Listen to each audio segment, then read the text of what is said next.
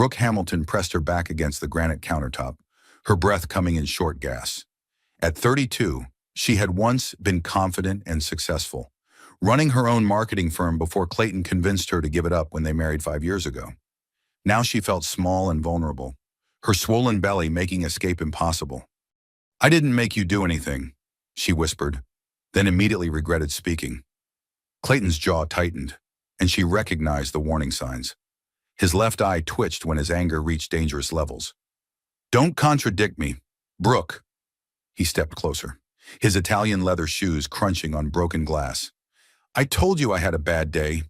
The Meridian deal fell through because of incompetent lawyers, and I come home to my pregnant wife nagging me about counseling." She hadn't been nagging. She'd simply suggested he might want to talk to someone about the stress he'd been under lately. His temper had grown worse over the past month, especially as her due date approached. But Clayton saw any suggestion as criticism, any concern as an attack on his authority.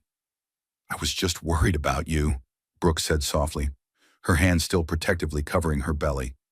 The baby was kicking now, probably startled by the loud crash. "You've been working such long hours, and the doctor said stress isn't good for—" "The doctor said stress isn't good for you," Clayton interrupted, his voice rising again. "Everything has to be about you and that baby, doesn't it? Do you have any idea what I'm dealing with at Marshall Industries? The board is breathing down my neck, our stock price is dropping, and instead of supporting me, you want me to waste time talking to some shrink about my feelings?" Brooke felt tears prick her eyes but fought them back. Crying would only make him angrier. She'd learned that lesson months ago when her hormones first started affecting her emotions. Clayton had no patience for what he called pregnancy drama. "I'm sorry," she said, hating herself for apologizing when she'd done nothing wrong. "I know you're under pressure. I just want to help." "You want to help?" Clayton laughed bitterly. "Then stop questioning everything I do. Stop making me feel like a failure in my own home. Do you know what my colleagues think when they see you waddling around at company events? They think I can't control my own wife." The words hit her like physical blows. Control. That's what this had always been about, even when she was too in love to see it clearly. Clayton needed to control everything: her career, her friendships, her family relationships, and now even her pregnancy. "I've gained exactly the weight the doctor recommended," Brooke said quietly, a spark of her old self flickering to life. "And I'm not waddling. I'm 8 months pregnant with your child." Clayton's face darkened. "My child, exactly. Which means you need to start thinking about what's best for this family instead of undermining me at every turn." He moved closer, and Brooke could smell the whiskey on his breath. He'd been drinking more lately, though he was careful never to appear intoxicated in public. His image as a successful CEO was everything to him. "I've never undermined you," she protested, then flinched as he slammed his palm against the counter next to her head. "You suggested counseling in front of Maria," he hissed, referring to their housekeeper, who came twice a week. "You made me look weak in front of the help. Do you understand how humiliating that is?" Brooke's heart raced. Maria had been putting away groceries when she'd mentioned the counseling idea. But the older woman barely spoke English and certainly hadn't seemed to be listening. Clayton's paranoia about his image had reached new heights lately. "She wasn't even paying attention," Brooke said, trying to keep her voice calm. "And even if she was, wanting to take care of your mental health isn't weak, it's smart." "Don't tell me what's smart," Clayton snapped. "I built a $50 million company from nothing. I think I know a little more about what's smart than a woman who gave up her little marketing business to play house." The cruelty in his voice made her gasp. He'd convinced her to close her business by promising they would start a family right away, and that he wanted her to focus on being a mother?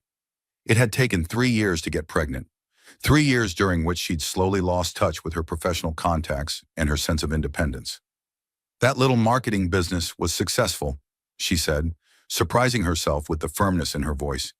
"I had 12 employees and annual revenue of over $2 million. Clayton's expression turned dangerous. "Had being the operative word? Now you have nothing except what I give you. And if you don't start showing some gratitude and respect, you might find yourself with even less." The threat hung in the air between them like a poison cloud. Brooke felt the baby kick hard against her ribs, as if responding to her elevated stress levels. She needed to calm down. needed to defuse this situation before it escalated further. "Clayton, please," she said, placing both hands on her belly. "The baby can sense when I'm upset. Can we just— the baby, the baby, the baby," he exploded, his face flushing red. "I'm so sick of hearing about that baby. My entire life has been turned upside down because of your pregnancy. I can't travel when I need to. I can't entertain clients at home anymore.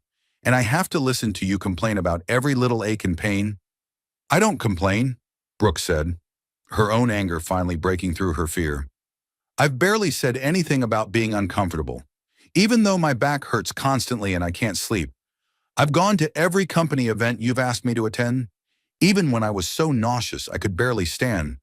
I've supported you through everything." "Supported me?" Clayton's voice dropped to a menacing whisper. "You've been a burden, an embarrassment.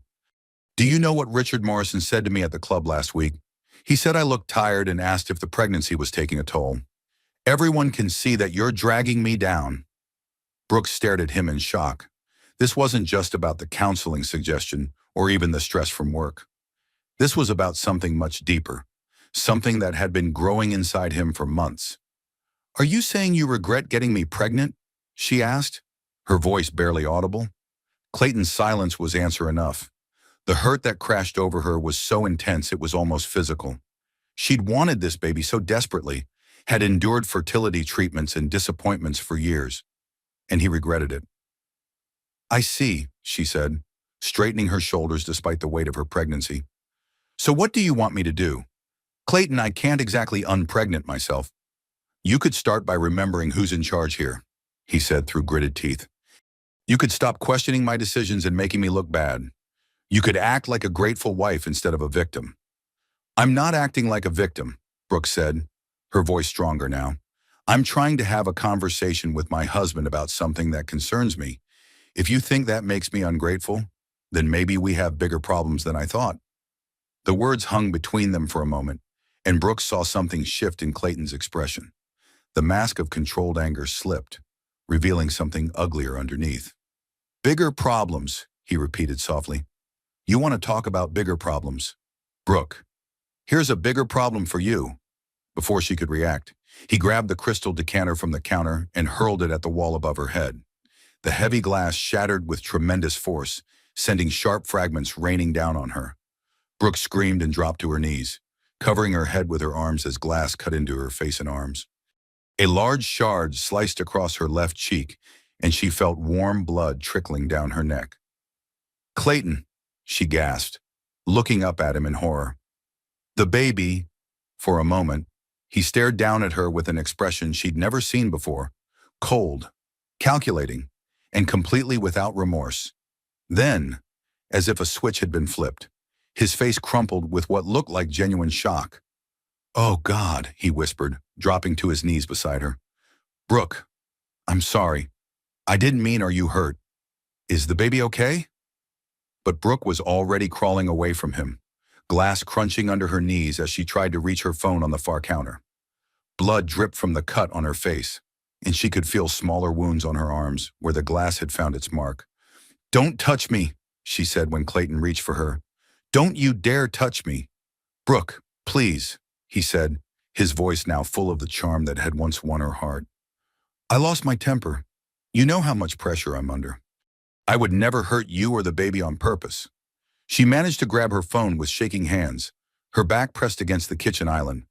Clayton knelt a few feet away, his expensive suit now wrinkled, his hair disheveled.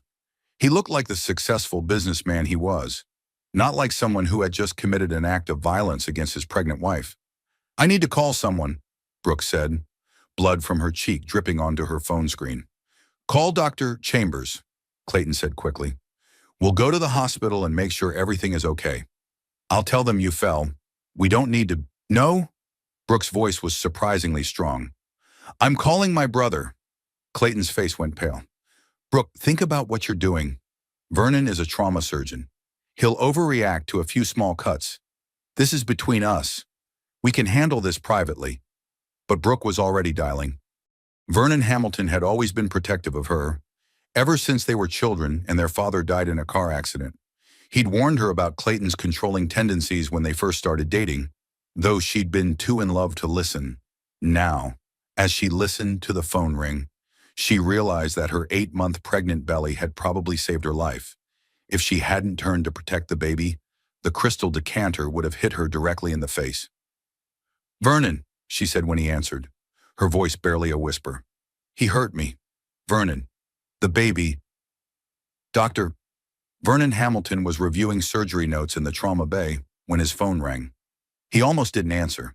He was covering the emergency department tonight and couldn't afford distractions. But when he saw Brooke's name on the screen, some instinct made him pick up. "Vernon." Her voice was so quiet he could barely hear her. "He hurt me. Vernon. The baby." The medical chart dropped from his hands. "Brooke, what happened? Where are you?" "Home," she whispered, and he could hear the pain in her voice. "Glass everywhere. I'm bleeding." Vernon was already grabbing his keys, heading for the exit. At 38, he'd seen enough trauma to know when someone was in real danger. His sister's voice carried the shock and fear of a victim, not someone who'd had a simple accident. "Are you having contractions?" he asked, switching to doctor mode while his heart raced with sibling panic. "Any abdominal pain? Dizziness?" "I don't think so," Brooke said. "But there's blood on my face, and I can feel cuts on my arms." Clayton threw something, and it shattered. Clayton threw something. Vernon's jaw tightened as he jogged toward his car in the hospital parking garage. He'd never liked his brother-in-law, had always sensed something predatory beneath the charm and success. But Brooke had been so happy when they married, so proud to be the wife of an important businessman. "I'm coming right now," he said, starting his car with one hand while keeping the phone pressed to his ear. "It's going to take me 15 minutes to get there. I need you to listen carefully. Okay?" "Okay," Brooke whispered. "First, check if you're bleeding anywhere on your belly or having any pain in your abdomen. Even small amounts of blood could indicate placental problems at 8 months pregnant." He heard her moving around, probably checking herself. "No blood on my stomach," she reported. "The cuts are on my face and arms." "Good. Now, are you having any contractions? Even mild cramping could be a sign that the shock triggered early labor." "I don't think so," she said. "The baby's moving a lot, kicking more than usual." "That's actually good news. Active fetal movement is a positive sign." Vernon maneuvered through downtown traffic, using his medical credentials to justify running a red light. "Where is Clayton now?" There was a pause. "Right here." "He's trying to apologize?" "Put me on speaker," Vernon said firmly. "I want to hear exactly what happened." "Vernon, I don't think—" "Brooke, put me on speaker now." He heard the phone beep, then Clayton's voice, smooth and controlled despite the circumstances. "Vernon, hello. There's been a small accident. Nothing serious, but Brooke is a bit shaken up." "A small accident?" Vernon's voice could have cut glass. "You threw something at my 8-month pregnant sister hard enough to shatter and cut her face? That's not an accident. Clayton, that's assault." "You don't understand the situation," Clayton said, his tone growing defensive. "Brooke startled me while I was holding a glass. It slipped from my hands and broke against the wall. She was unfortunately standing too close." Even through the phone, Vernon could hear the lies.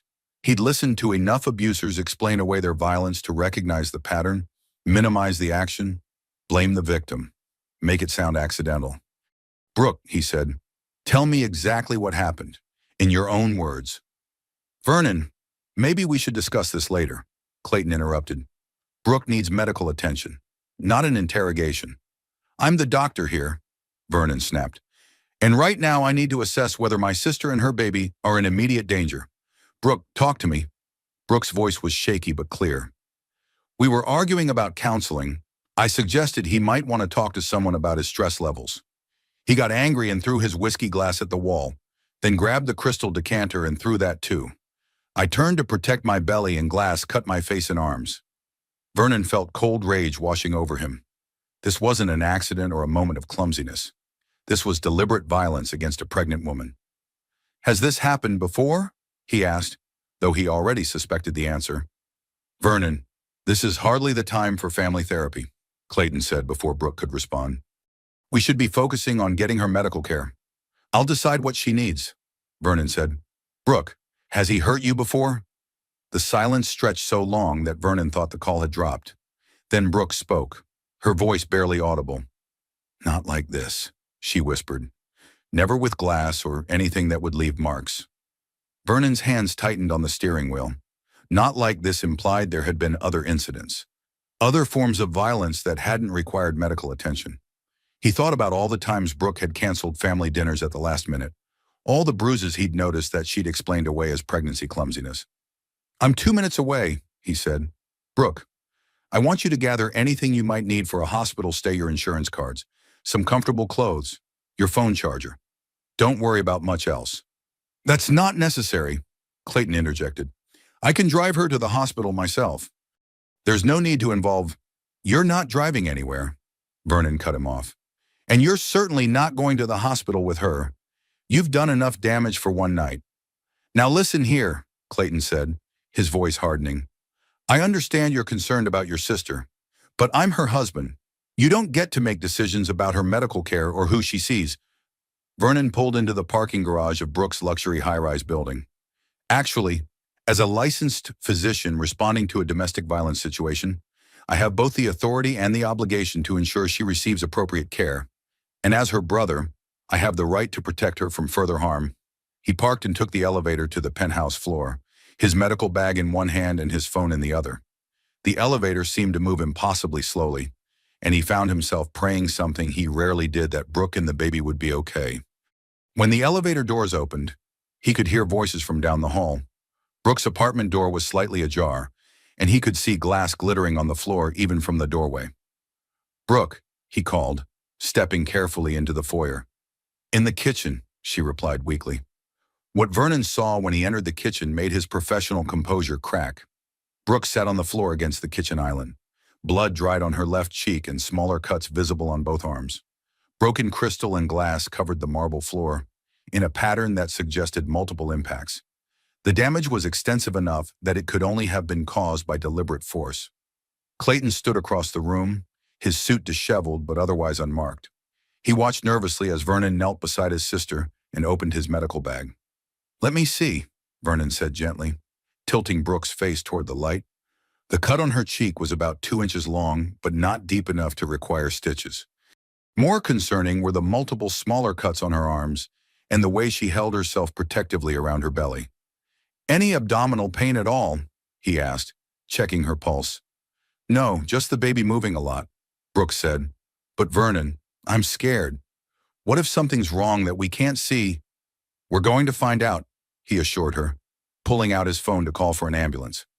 "I want you transported properly, with monitors for both you and the baby." "That's not necessary," Clayton said quickly. "I can drive her to the hospital. There's no need for an ambulance and all the attention that brings." Vernon looked up at his brother-in-law with undisguised contempt. "Attention? You mean the kind of attention that comes when medical professionals document domestic violence, the kind that leaves a paper trail?"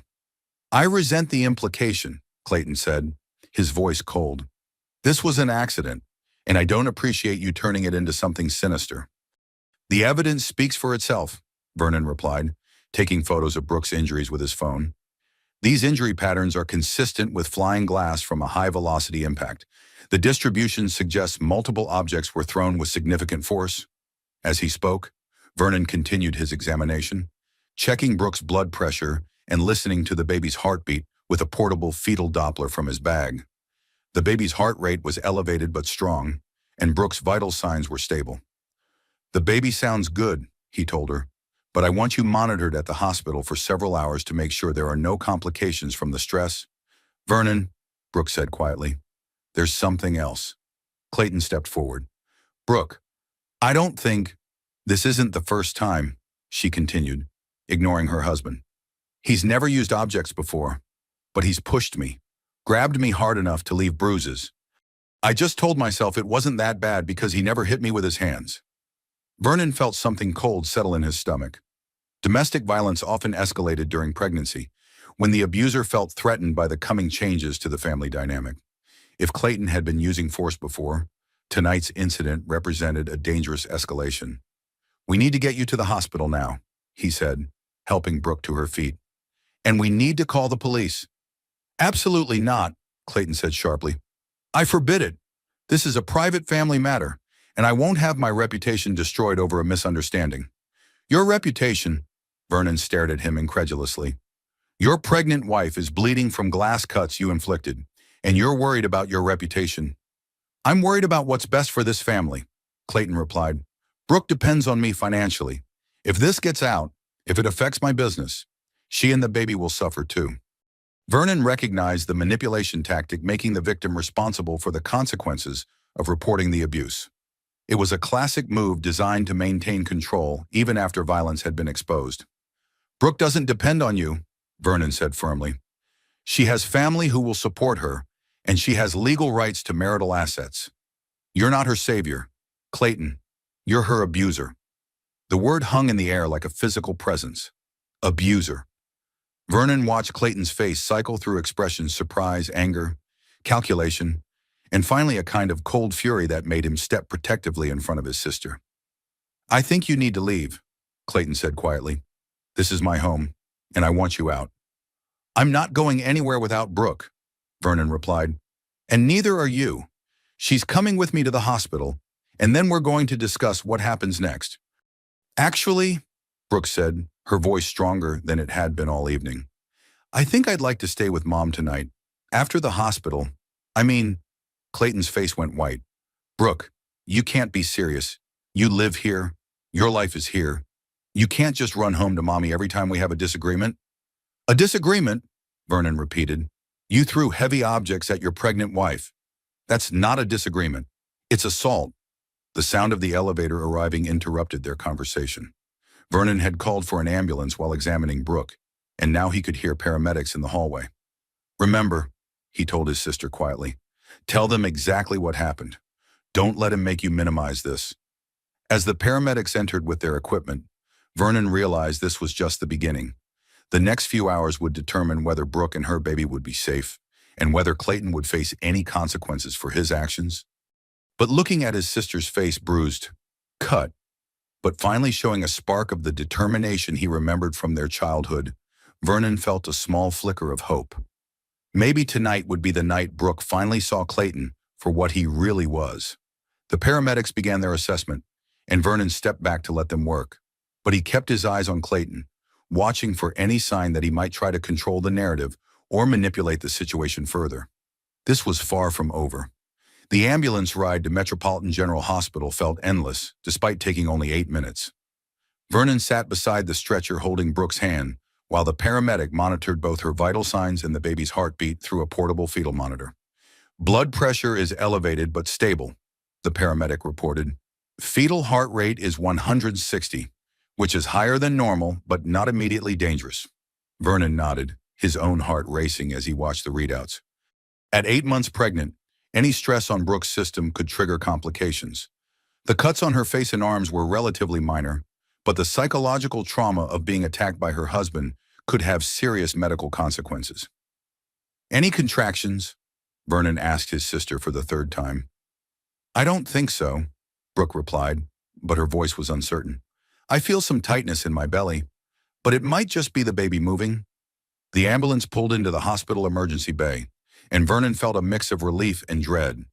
Relief that they were getting Brooke proper medical care, and dread about what they might find once she was thoroughly examined. Dr.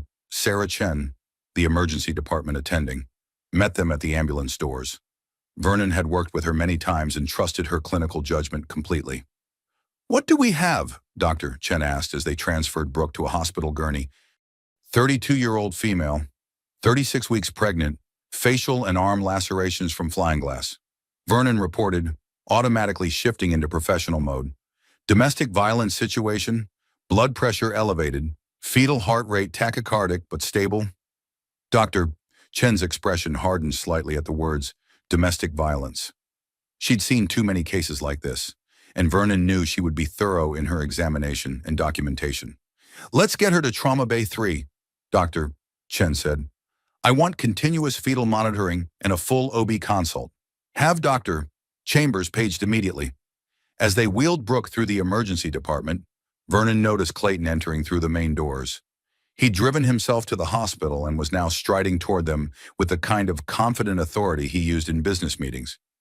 Excuse me, Clayton said to Dr. Chen. I'm Clayton Marshall, Brooke's husband. I need to know what's happening with my wife and baby. Dr. Chen looked at Vernon, who shook his head slightly. Mr. Marshall, I'm Dr. Chen. Right now, we're taking your wife for examination. You can wait in the family area, and we'll update you when we have more information. I want to be with her, Clayton insisted. I have the right to be involved in her medical care. Actually, Vernon said, stepping between Clayton and the gurney, given that this is a domestic violence case, the patient's safety and comfort take precedence. Brooke, do you want Clayton in the examination room with you? Brooke looked at her husband, then at her brother. For a moment, Vernon saw the old Brooke, the confident woman who had built her own business and made her own decisions. No, she said quietly. I'd like some time to think. Clayton's face flushed with anger, but Dr. Chen was already moving the gurney away from him. Security will show you to the waiting area, she told him firmly. In Trauma Bay 3, a team of nurses quickly got to work. They cleaned and examined Brooke's cuts while Dr. Chen performed a comprehensive physical examination. The fetal monitor showed the baby's heart rate was still elevated, and Brooke reported feeling increased pressure in her abdomen. I'm going to do an ultrasound, Dr. Chen said, and I want Dr. Chambers here for a full obstetric evaluation. Dr. Pearl Chambers arrived within minutes.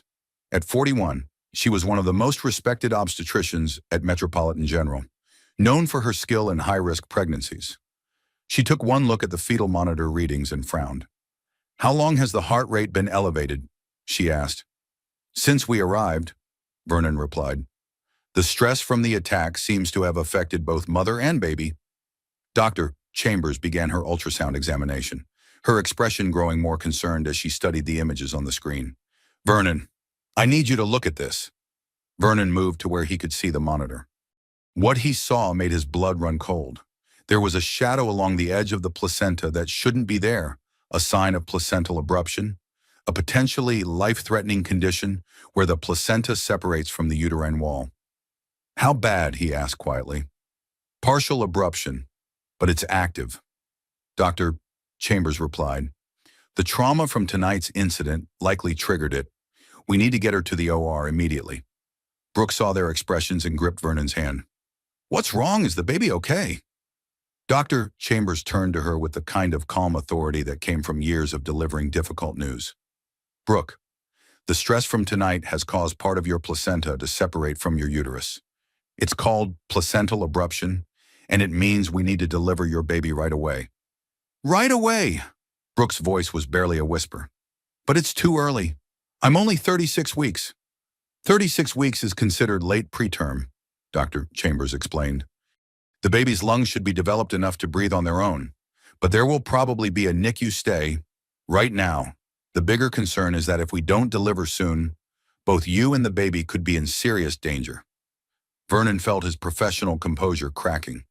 This was his sister, his nephew or niece, and he was watching their lives hang in the balance because of Clayton's violence. What are the risks? Brooke asked. With surgery, we're looking at normal C-section risks plus potential complications from the abruption, Dr. Chambers said honestly.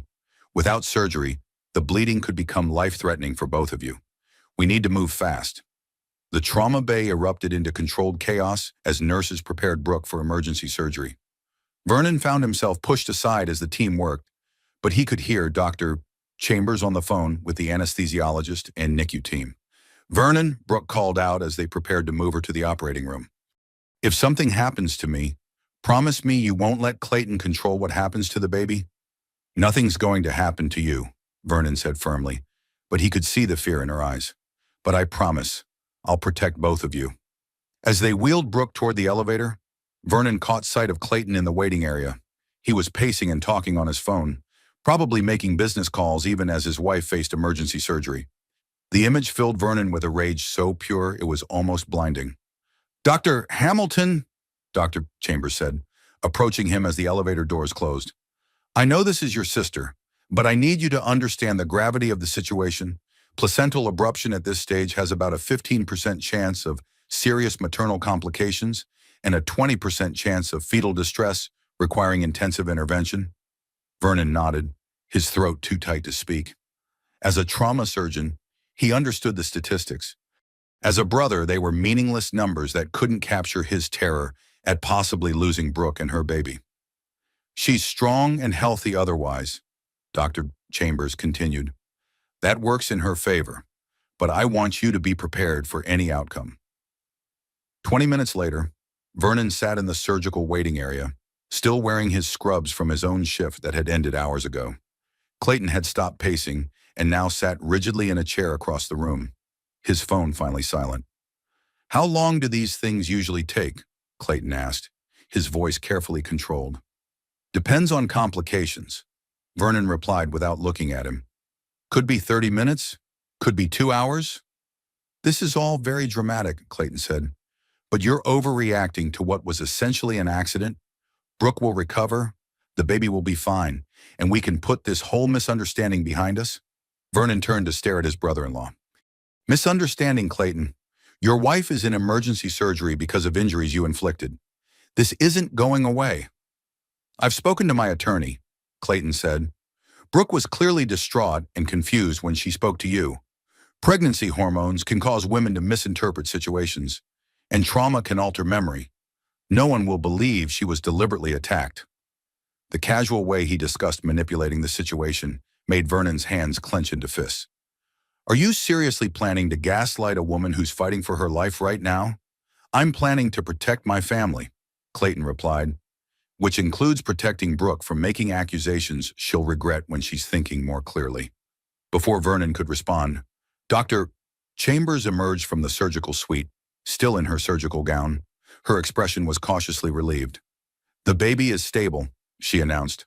A girl, 5 pounds 3 ounces, breathing on her own but headed to the NICU for observation. Brooke did well during surgery, but we discovered more internal bleeding than the ultrasound showed. She's stable now, but the next few hours will be critical. Vernon felt his knees go weak with relief and residual fear.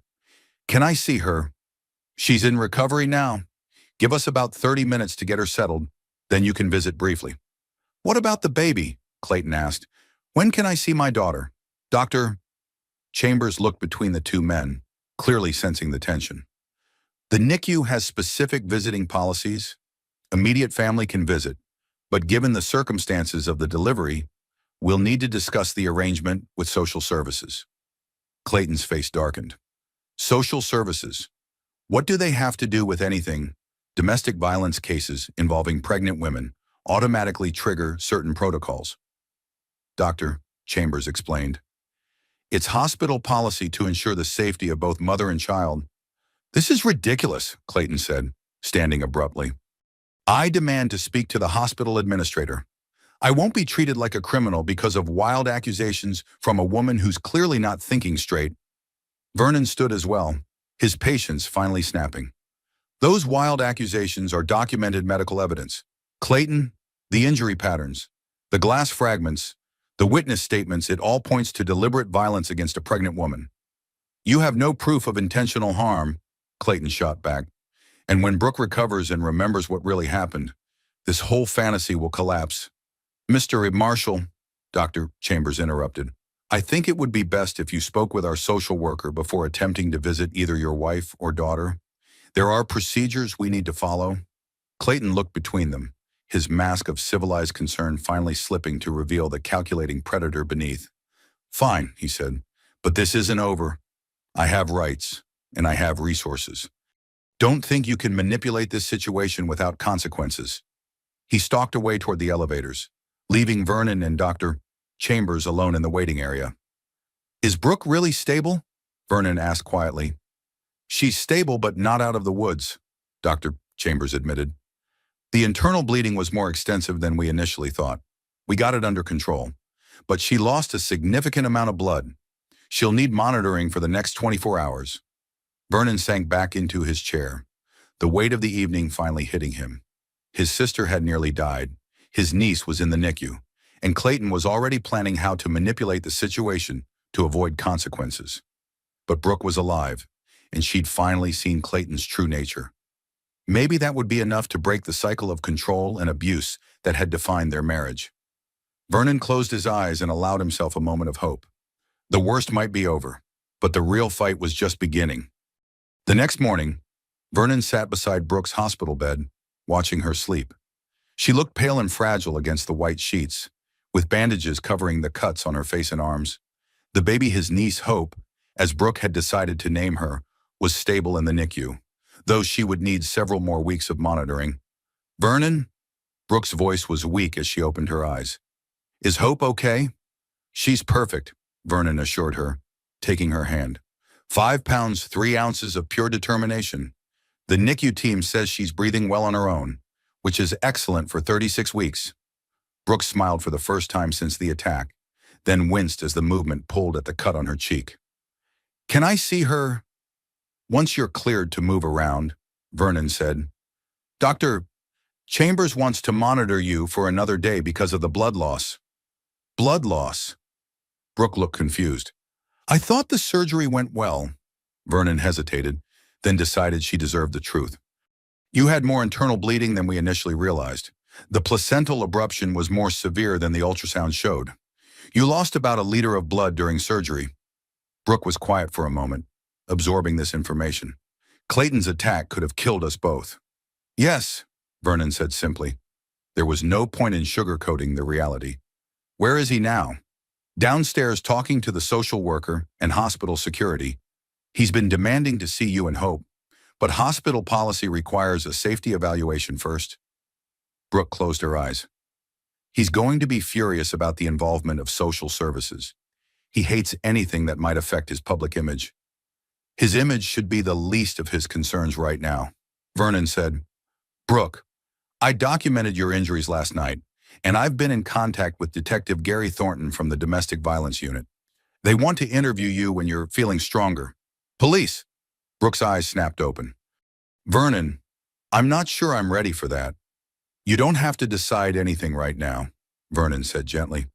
"But I want you to understand your options. What Clayton did was assault, and in many states, domestic violence during pregnancy carries enhanced penalties." Before Brooke could respond, there was a knock at the door. Nurse Colleen Murphy, one of Vernon's colleagues from the trauma department, peered in. "Sorry to interrupt," Colleen said, "but there's been a situation downstairs. I thought Dr. Hamilton should know." Vernon stepped into the hallway with her. Colleen was 29 and had worked trauma nursing for 5 years. She'd seen enough domestic violence cases to recognize the warning signs. "What kind of situation?" Vernon asked. "Mr. Marshall tried to force his way into the NICU," Colleen reported. "Security had to remove him. He was demanding to see the baby and claiming that hospital staff were violating his parental rights." Vernon felt a chill. Attempting to bypass hospital security was escalation behavior, a sign that Clayton was losing control and becoming more desperate. "There's more," Colleen continued. "He cornered Maria Santos, the social worker, in the elevator and tried to intimidate her into changing her assessment. He told her that he had connections on the hospital board and could have her fired." "Did he threaten her directly?" "Not in so many words, but Maria was pretty shaken up. She's been doing this for 15 years and says she's never had a family member act so aggressively during an evaluation." Vernon rubbed his forehead, feeling a headache building. Clayton was showing all the classic signs of an abuser whose control was slipping, escalating demands. Attempts at intimidation, threats against support systems. "Where is he now?"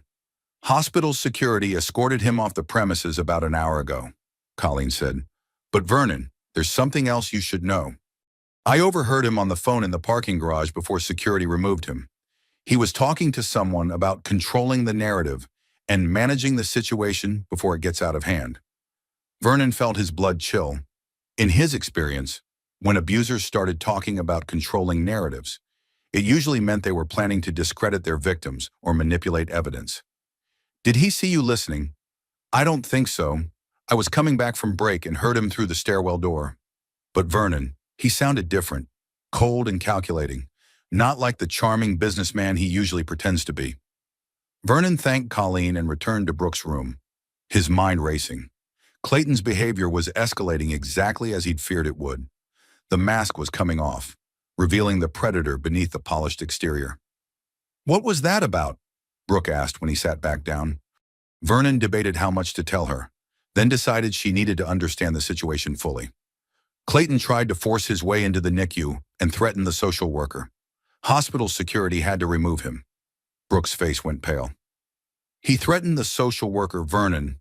He's never done anything like that before. He's always been so careful about his public image. That's exactly what worries me, Vernon said. When abusers start acting out in public, it usually means they're losing control, and desperate people do dangerous things. You think he might try to hurt me again? I think he's going to try to manipulate the situation to make you look unstable or unreliable, Vernon said. He was talking on the phone about controlling the narrative. That suggests he's planning some kind of campaign to discredit you. Brooke was quiet for several minutes, staring at the ceiling. When she finally spoke, her voice was stronger than it had been since the attack. Vernon, I need to tell you something. About our marriage. About things that have been happening for months.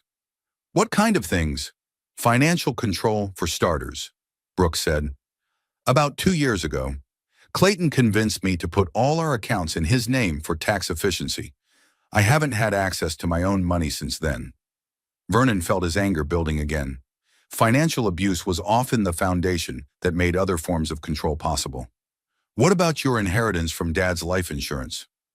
Clayton invested it in his company, Brooke said quietly. He said it would give us a better return than traditional investments. But I don't have any documentation of that investment, and when I've asked about it, he says I don't understand the complexities of business finance. Brooke, that inheritance was over $200,000. I know. Tears started forming in her eyes. Vernon, I think I've been incredibly stupid. All these years, I thought I was living this glamorous life as the wife of a successful CEO, but I don't own anything. I don't have any money. I don't even have access to our joint checking account. Vernon's hands clenched into fists. Clayton hadn't just been physically and emotionally abusive, he'd been systematically stripping Brooke of her financial independence and security. There's more, Brooke continued. The social isolation started gradually. First, he convinced me that my business was too stressful and I should focus on starting a family. Then he started criticizing my friends, saying they were jealous of our success or bad influences. Over the past year, I've barely seen anyone except at his company events. What about Mom? You've been visiting her regularly. Only when Clayton was traveling, Brooke admitted. He said family dinners were boring and that Mom was too critical of him. I've been lying to both of you, making excuses about why he couldn't come or why I had to leave early. Vernon realized that Clayton had been methodically destroying Brooke's support systems, isolating her from anyone who might recognize the abuse or offer help. It was a textbook pattern, executed with the precision of someone who understood exactly what he was doing.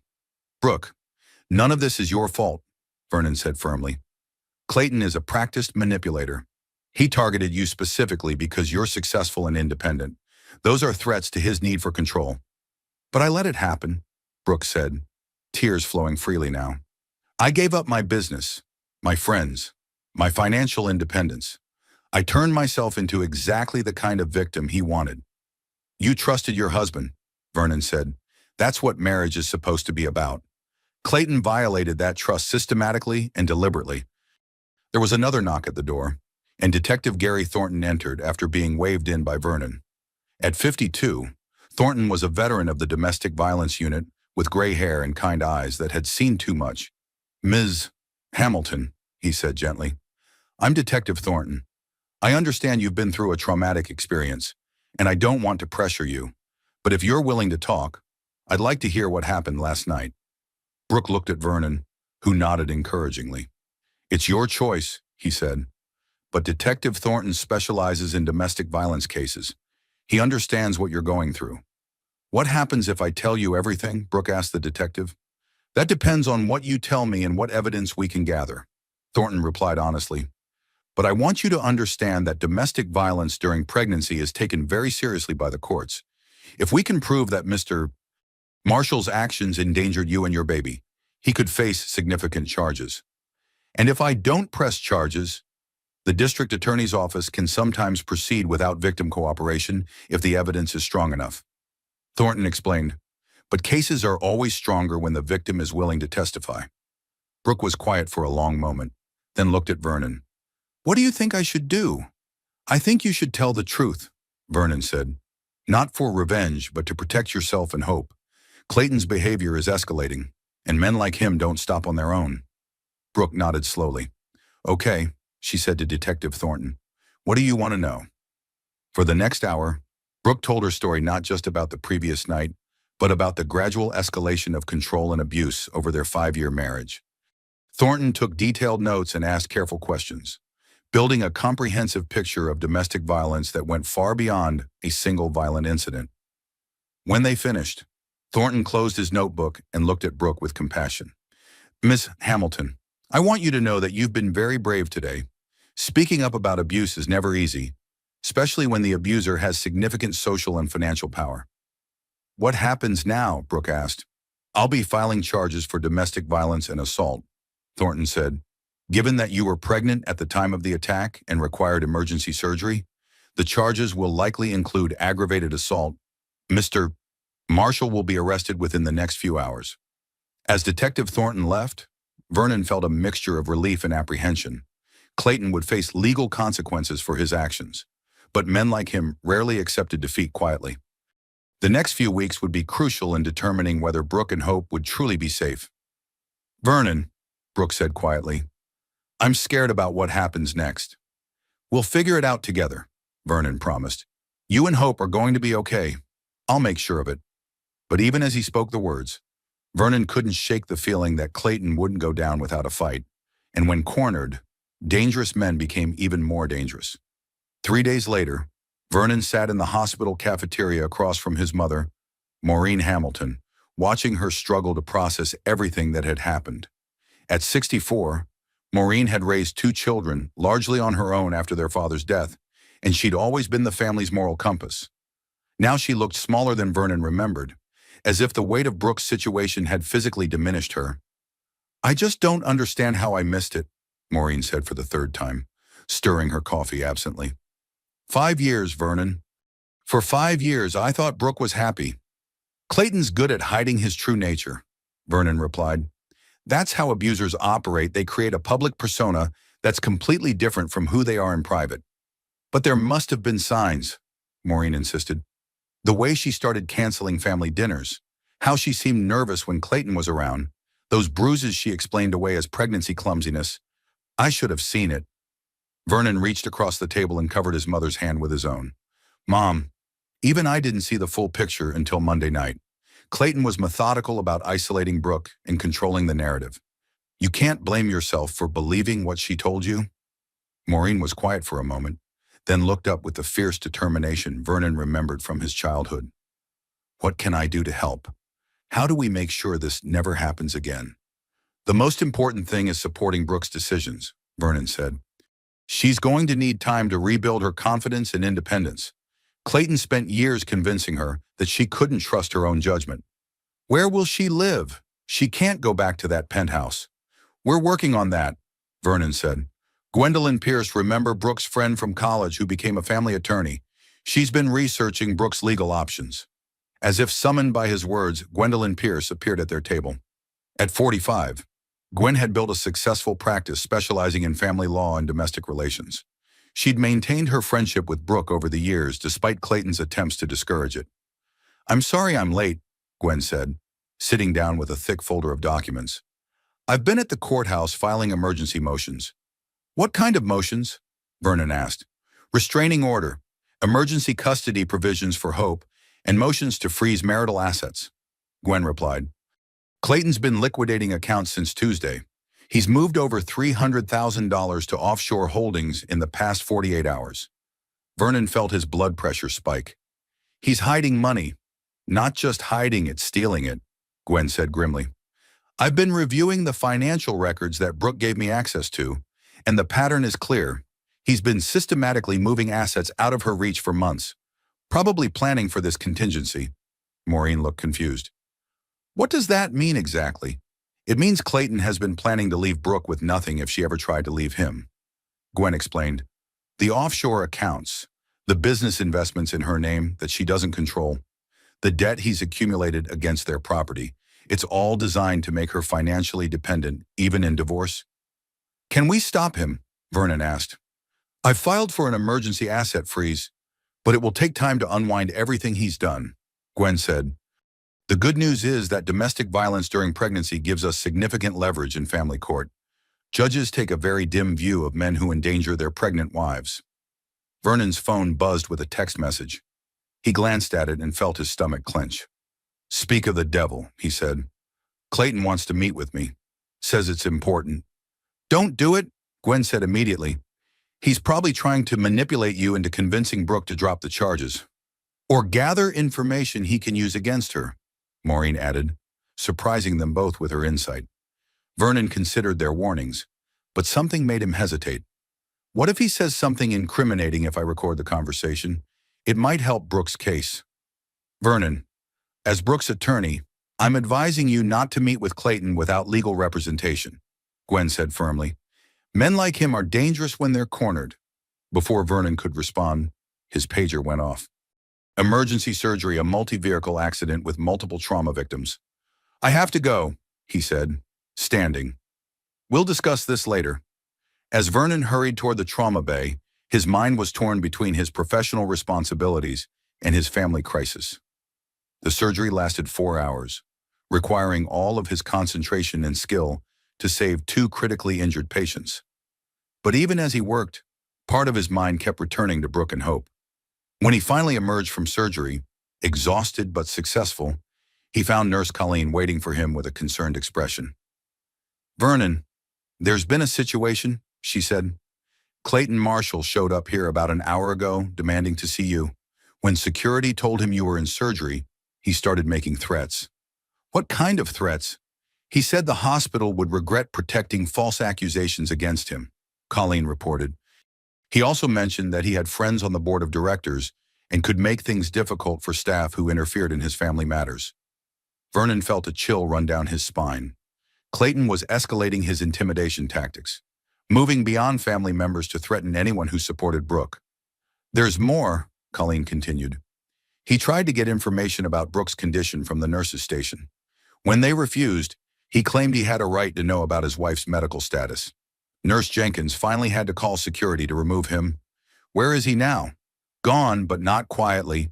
He told security that this wasn't over and that people would face consequences for their actions." Vernon realized that Clayton was systematically trying to isolate Brooke by intimidating her support system. It was a calculated campaign designed to make everyone afraid to help her. His phone rang. It was Gwen. "Vernon, we have a problem," she said without preamble. "Clayton's filed countermotions claiming that Brooke is mentally unstable due to postpartum depression and pregnancy hormones. He's requesting emergency custody of Hope and asking for a psychiatric evaluation of Brooke." "On what grounds?" "He's claiming that her accusations against him are delusional and that she's a danger to herself and the baby," Gwen explained. "He's also filed a motion to have you removed as Brooke's medical decision-maker, claiming family bias." Vernon felt the walls closing in. Clayton was using the legal system to continue his abuse, weaponizing Brooke's vulnerability and their family relationships against them. "What's our timeline?" Vernon asked. "Emergency hearing tomorrow morning," Gwen replied. "The judge will decide on temporary custody and whether to order a psychiatric evaluation." "Vernon, I need you to be very careful about what you say and do. Clayton's lawyers are going to portray you as an overzealous brother who's manipulating a vulnerable woman." After hanging up, Vernon made his way to Brooke's room. She was sitting up in bed, looking stronger physically but emotionally fragile. Hope's bassinet was beside the bed. The baby had been released from the NICU that morning and was now rooming with her mother. "How are you feeling?" Vernon asked, admiring his niece's tiny perfect features. "Better physically," Brooke said, "but terrified about tomorrow's hearing." Gwen explained what Clayton is trying to do. "We're not going to let him take Hope," Vernon said firmly. "The evidence of his violence is too strong." "But what if the judge believes him?" Brooke asked. "Clayton can be very convincing, and I know how I must look: emotional, dependent, making serious accusations against a successful businessman." Vernon sat down beside her bed. "Brooke, you survived years of systematic abuse and still found the courage to protect your daughter. That's not the behavior of someone who's mentally unstable." "Vernon," Brooke said quietly, "there's something else I need to tell you about why I'm so scared of what Clayton might do." "What is it?" Brooke looked down at Hope. who was sleeping peacefully in her bassinet. About 6 months ago, Clayton started talking about what would happen if something happened to me during childbirth. He said he'd already made arrangements for Hope to be raised by his family if necessary. Vernon felt ice in his veins. What kind of arrangements? Legal documents giving his parents guardianship rights, Brooke said. He claimed it was just standard estate planning, but now I think he was preparing for the possibility that he might need to remove me from Hope's life. The implications hit Vernon like a physical blow. Clayton hadn't just been preparing to financially destroy Brooke. He'd been planning to take her child away if she ever tried to leave. Do you have copies of those documents? They're in the safe at the penthouse, Brooke said, along with our wills and insurance policies. Vernon, what if he's been planning this for months? What if attacking me was just the first step in a larger plan? Vernon realized that they'd been thinking too small. This wasn't just about domestic violence or even financial abuse. Clayton had been systematically preparing to destroy Brooke's life and take complete control of their child. We need to tell Gwen about this immediately, Vernon said, reaching for his phone. Vernon, Brooke said, stopping him. I'm scared about tomorrow. What if I lose Hope? What if Clayton convinces the judge that I'm unfit? Vernon took his sister's hand, looking into eyes that reminded him of the little girl he'd protected after their father died. That's not going to happen, he said. I promise you, Brooke, whatever it takes, whatever I have to do, Clayton is not going to take Hope away from you. But even as he made the promise, Vernon wondered if he'd be able to keep it. Clayton had money, lawyers, and a carefully constructed public image. All they had was the truth, and Vernon was beginning to understand that the truth wasn't always enough to protect the innocent. Tomorrow's hearing would determine not just custody of Hope, but whether justice was possible when the abuser had all the advantages of wealth and social standing. Vernon looked at his sleeping niece and made a silent vow. Whatever happened tomorrow, whatever it cost him personally or professionally, he would not let Clayton win. The emergency custody hearing was scheduled for 9 o'clock Friday morning in family court. Vernon arrived early to find Gwendolyn Pierce already there, surrounded by boxes of documents and looking like she'd been working all night. Please tell me you have good news, Vernon said, sitting beside her at the plaintiff's table. Mixed news, Gwen replied, not looking up from her notes. The good news is that Detective Thornton's report is very thorough, and the medical evidence clearly supports Brooke's account of the attack. The bad news is that Clayton has hired Morrison, Wells and Associates. Vernon recognized the name Morrison. Wells was one of the most expensive and ruthless family law firms in the city. They specialized in protecting wealthy clients in high-stakes divorce and custody battles. How bad is that for us? They're already playing dirty, Gwen said grimly. They've subpoenaed your medical records, claiming that your history of treating trauma victims has made you overly suspicious and prone to seeing abuse where none exists. That's ridiculous. It doesn't matter if it's ridiculous, it's their strategy. Gwen explained. They're going to portray you as an emotionally compromised brother who's manipulating his vulnerable sister. They've also hired a forensic accountant to claim that Brooke's accusations about financial abuse are motivated by greed. Before Vernon could respond, the courtroom doors opened and Clayton entered with his legal team. Vernon was struck by how different his brother-in-law looked. Gone was the disheveled, angry man from the hospital. Today, Clayton was immaculately groomed, wearing a perfectly tailored suit and an expression of wounded dignity. Behind Clayton came an older couple Vernon didn't recognize, well-dressed, conservative, with the kind of understated wealth that spoke of old money. The woman had Clayton's eyes and the same calculating expression. Clayton's parents, Gwen whispered, Margaret and Charles Marshall. They're here to testify about their son's character and their willingness to help raise Hope if Brooke is deemed unfit. Vernon felt his stomach clench. Clayton wasn't just fighting for custody, he was building a case to have Brooke declared an unfit mother so his family could take complete control of Hope. Judge Dorothy Fairfield entered the courtroom, and Vernon felt a small spark of hope. At 58, Judge Fairfield had a reputation for being tough but fair, especially in cases involving domestic violence. She'd been a prosecutor before becoming a judge and understood the dynamics of abuse. This is an emergency hearing regarding temporary custody of Hope Marshall. Born Monday night to Brooke Hamilton and Clayton Marshall, Judge Fairfield began. Mr. Morrison, you filed a motion for emergency custody. Please present your argument. Robert Morrison, Clayton's lead attorney, stood with the confidence of someone who'd won most of his cases through intimidation and superior resources. Your Honor, we're here today because of false and malicious accusations made by Mrs. Marshall against my client. These accusations appear to be the result of postpartum psychological distress combined with a family member's inappropriate influence. Vernon watched as Morrison painted a picture of Brooke as an unstable woman being manipulated by her overzealous brother.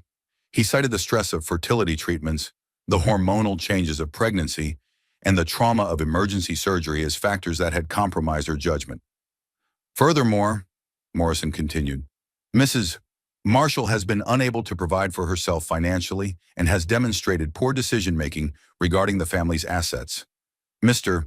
Marshall's parents are prepared to provide a stable, secure environment for baby Hope, while Mrs. Marshall receives the psychiatric care she clearly needs. When Morrison finished, Gwen stood to present their case. She methodically laid out the evidence of Clayton's abuse, the medical records, the police report, the pattern of financial control, and the systematic isolation of Brooke from her support systems. Your Honor, Gwen concluded, this is not a case of postpartum depression or family manipulation. This is a classic pattern of domestic violence that escalated to the point where Mr. Marshall's actions required emergency surgery to save both mother and child. The evidence is overwhelming and objective. Judge Fairfield reviewed the documents for several minutes before speaking. I'd like to hear testimony from the parties involved. Mrs. Marshall, are you prepared to testify today? Brooke stood from where she'd been sitting behind the defense table. She still looked pale and fragile, with visible bandages on her face and arms, but her voice was steady when she spoke.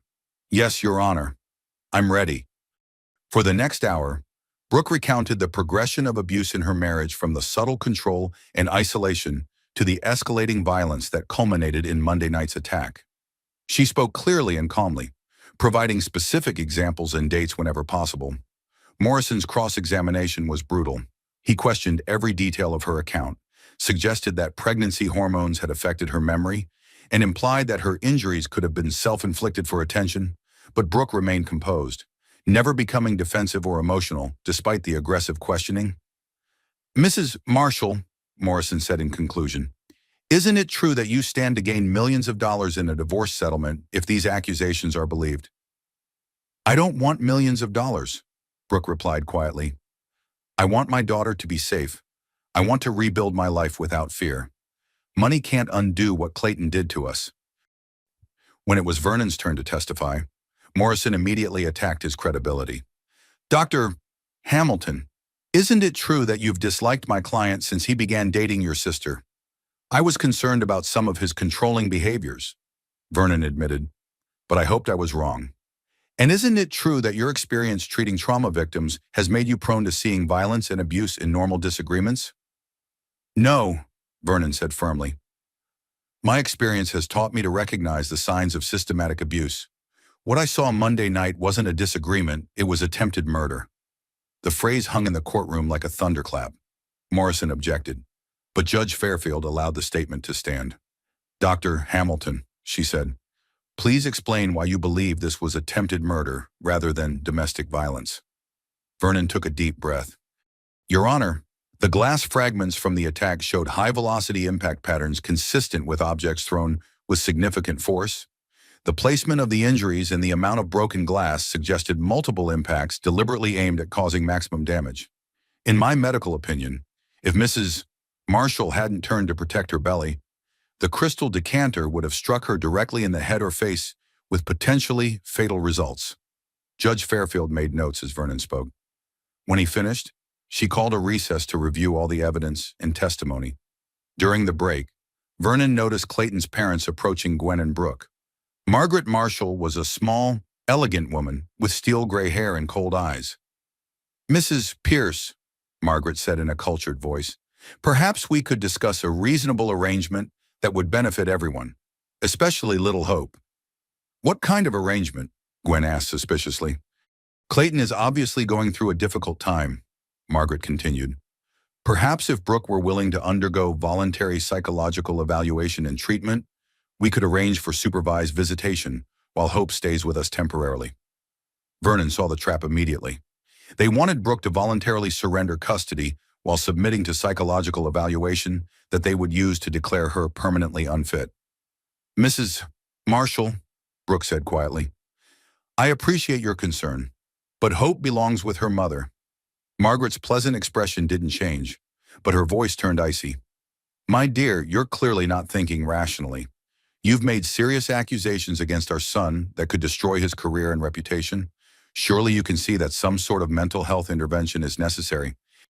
"The only intervention that's necessary," Vernon said, standing between Margaret and his sister, "is protecting Hope from a family that enables and excuses violence." Margaret's mask finally slipped, revealing the same calculating coldness that Vernon had seen in Clayton. "Dr. Hamilton, you're interfering in family matters that don't concern you. My son has resources and connections that you can't imagine. It would be wise to consider what's best for everyone involved." The threat was subtle but unmistakable. Vernon realized that Clayton's entire family was involved in the campaign to discredit Brooke and take control of Hope. Judge Fairfield returned to the courtroom and called everyone to order. "After reviewing all the evidence and testimony," she began, "I'm prepared to make my ruling on temporary custody." Vernon held his breath, knowing that the next few words would determine Hope's future. "The evidence of domestic violence in this case is compelling and well documented." Judge Fairfield continued, "Mr. Marshall's actions resulted in emergency surgery for his pregnant wife and could have been fatal for both mother and child. Under no circumstances will I award custody to someone who has demonstrated such dangerous behavior." Vernon felt relief flooding through him, but Judge Fairfield wasn't finished. "However, I am concerned about Mrs. Marshall's emotional state and support system. She's been through significant trauma and will need time to recover and establish independence." Vernon's relief turned to worry. Was the judge about to compromise? "Therefore," Judge Fairfield concluded, "temporary custody of Hope Marshall will remain with her mother, Brooke Hamilton. However, Mrs. Hamilton will reside with a family member who can provide support and supervision. Dr. Vernon Hamilton, are you prepared to serve as temporary guardian and support person for your sister and niece?" "Yes, Your Honor," Vernon said immediately. "Mr. Marshall will have no contact with either Mrs. Hamilton or baby Hope pending the outcome of criminal proceedings. A restraining order will remain in effect, and any violation will result in immediate arrest." Clayton's face went white with rage, but his attorney quickly whispered something that made him stay seated. As they left the courtroom, Vernon felt cautiously optimistic. They'd won this battle, but the war was far from over. Clayton had resources, connections, and a family willing to support his campaign against Brooke. But for now, Hope was safe with her mother, and that was what mattered most. Outside the courthouse, Gwen gathered them together. "This is just the beginning," she warned. "Clayton's going to appeal, and he'll use every resource at his disposal to overturn this decision. We need to be prepared for a long fight." Vernon looked at his sister, who was holding Hope against her chest with fierce protectiveness. "Then we'll be ready," he said. "Whatever it takes." 2 weeks later, Vernon sat in the witness room of the county courthouse, reviewing his notes one final time before the criminal trial began. Clayton had been charged with domestic violence, aggravated assault, and endangering the welfare of a child. If convicted on all counts, he could face up to 10 years in prison. The prosecution had built their case around the medical evidence, police reports, and testimony from hospital staff who'd witnessed Clayton's behavior. But Vernon knew that his testimony would be crucial. He was both a medical expert and the primary witness to the aftermath of the attack. District Attorney Sarah Kim had been preparing him for the defense's strategy. "They're going to attack your objectivity," she'd warned.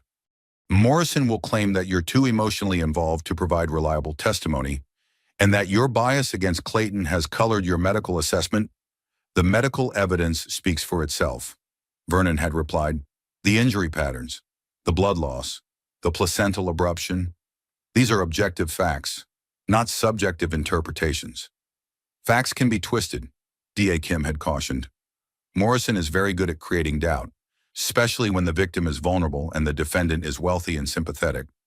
Now, waiting to be called to testify, Vernon reflected on how much had changed in 2 weeks.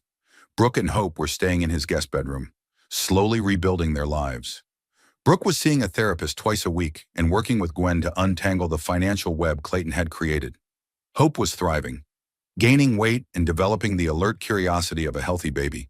But Clayton hadn't given up. His parents had hired private investigators to dig into Brooke's past, looking for anything that could be used to discredit her. They'd also been spreading rumors in their social circles that Brooke was mentally unstable and had made false accusations for financial gain. Dr. Hamilton. A bailiff appeared at the door. "You're up." Vernon walked into the courtroom, which was packed with observers. He recognized several of Clayton's business associates and country club friends, all there to show support for the defendant. Clayton himself sat at the defense table, looking like the successful businessman. He was confident, well-dressed, and completely in control. DeKim began with basic questions about Vernon's medical credentials and experience treating trauma victims. She established his expertise methodically, building the foundation for his more technical testimony. "Dr. Hamilton, please describe Mrs. Hamilton's condition when you arrived at her apartment on the night of the attack." Vernon had rehearsed this testimony, but speaking the words aloud in front of Clayton still made his anger flare. "My sister was sitting on the floor, bleeding from multiple cuts on her face and arms. There was broken glass scattered across a wide area, indicating multiple high-velocity impacts. Her injuries were consistent with flying glass fragments from objects thrown with significant force. Based on your medical examination, could these injuries have been accidental?" "No," Vernon said firmly. The pattern and severity of the glass distribution, combined with the injury locations, indicated deliberate violence. If someone had simply dropped or accidentally knocked over glassware, the damage would have been localized and the glass fragments would show different impact patterns. D.A. Kim moved to a chart displaying photos of the crime scene. "Dr. Hamilton, can you explain what these photographs show about the force involved?" Vernon stood and pointed to the evidence photos. "The glass embedded in the kitchen wall shows impact velocities consistent with objects thrown with considerable force. The spray pattern indicates multiple impacts from different trajectories.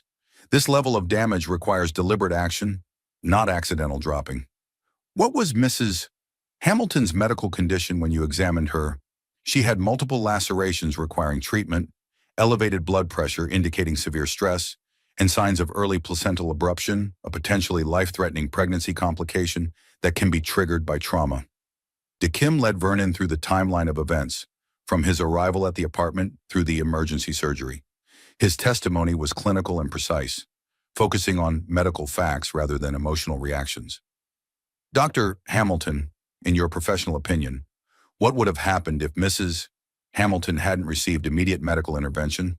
"Both she and the baby could have died," Vernon said without hesitation. "Placental abruption can cause fatal hemorrhaging in the mother and oxygen deprivation in the fetus. The delay of even 30 minutes could have been catastrophic." When D.A. Kim finished, Robert Morrison rose for cross-examination. Vernon had been dreading this moment. Morrison's reputation for destroying witnesses was well-deserved. "Dr. Hamilton," Morrison began smoothly, "you love your sister very much, don't you?" "Yes, I do. And you've been protective of her since childhood, particularly after your father's death when she was only 7 years old." Vernon saw the trap but had to answer honestly. "Yes. So when she called you that night, crying and claiming she'd been hurt, your first instinct was to protect her rather than objectively assess the situation?" "My first instinct was to provide medical care," Vernon corrected. "Which I did, following standard protocols for trauma assessment." Morrison smiled slightly. "Dr. Hamilton, isn't it true that you disliked Mr. Marshall from the beginning of his relationship with your sister?" "I had concerns about some of his behaviors," Vernon admitted. "What kind of behaviors?" Vernon chose his words carefully. He seemed to discourage Brooke's independence in professional relationships. He was often critical of her decisions and dismissive of her opinions. "In other words, you thought he wasn't good enough for your sister. I thought he was controlling. And when she called you that night, reporting that her controlling husband had finally crossed the line into violence, that confirmed everything you'd suspected about him, didn't it?" Vernon felt the questioning shifting into dangerous territory. "What confirmed my concerns was the medical evidence, the injuries, the stress-induced complications, the need for emergency surgery." Morrison moved to attack Vernon's professional assessment. Dr. Hamilton, you specialize in trauma surgery. Correct. You see the worst injuries, the most violent crimes, the most severe accidents? That's correct. Doesn't that exposure make you more likely to interpret minor injuries as signs of serious violence? No, Vernon said firmly. It makes me better able to distinguish between accidental and intentional trauma patterns. But you're not a domestic violence expert, are you? You don't have specialized training in recognizing abuse patterns. I have extensive experience treating victims of domestic violence as part of my trauma practice. Morrison pulled out a thick file.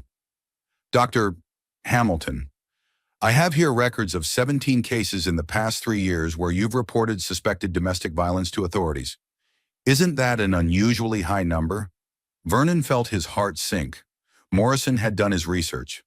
I report suspected abuse when medical evidence supports that conclusion. 17 cases, Dr. Hamilton. And in how many of those cases were the suspected abusers actually convicted? Vernon knew where this was heading.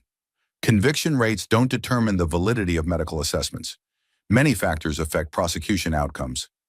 Please answer the question. How many convictions? 4, Vernon admitted quietly.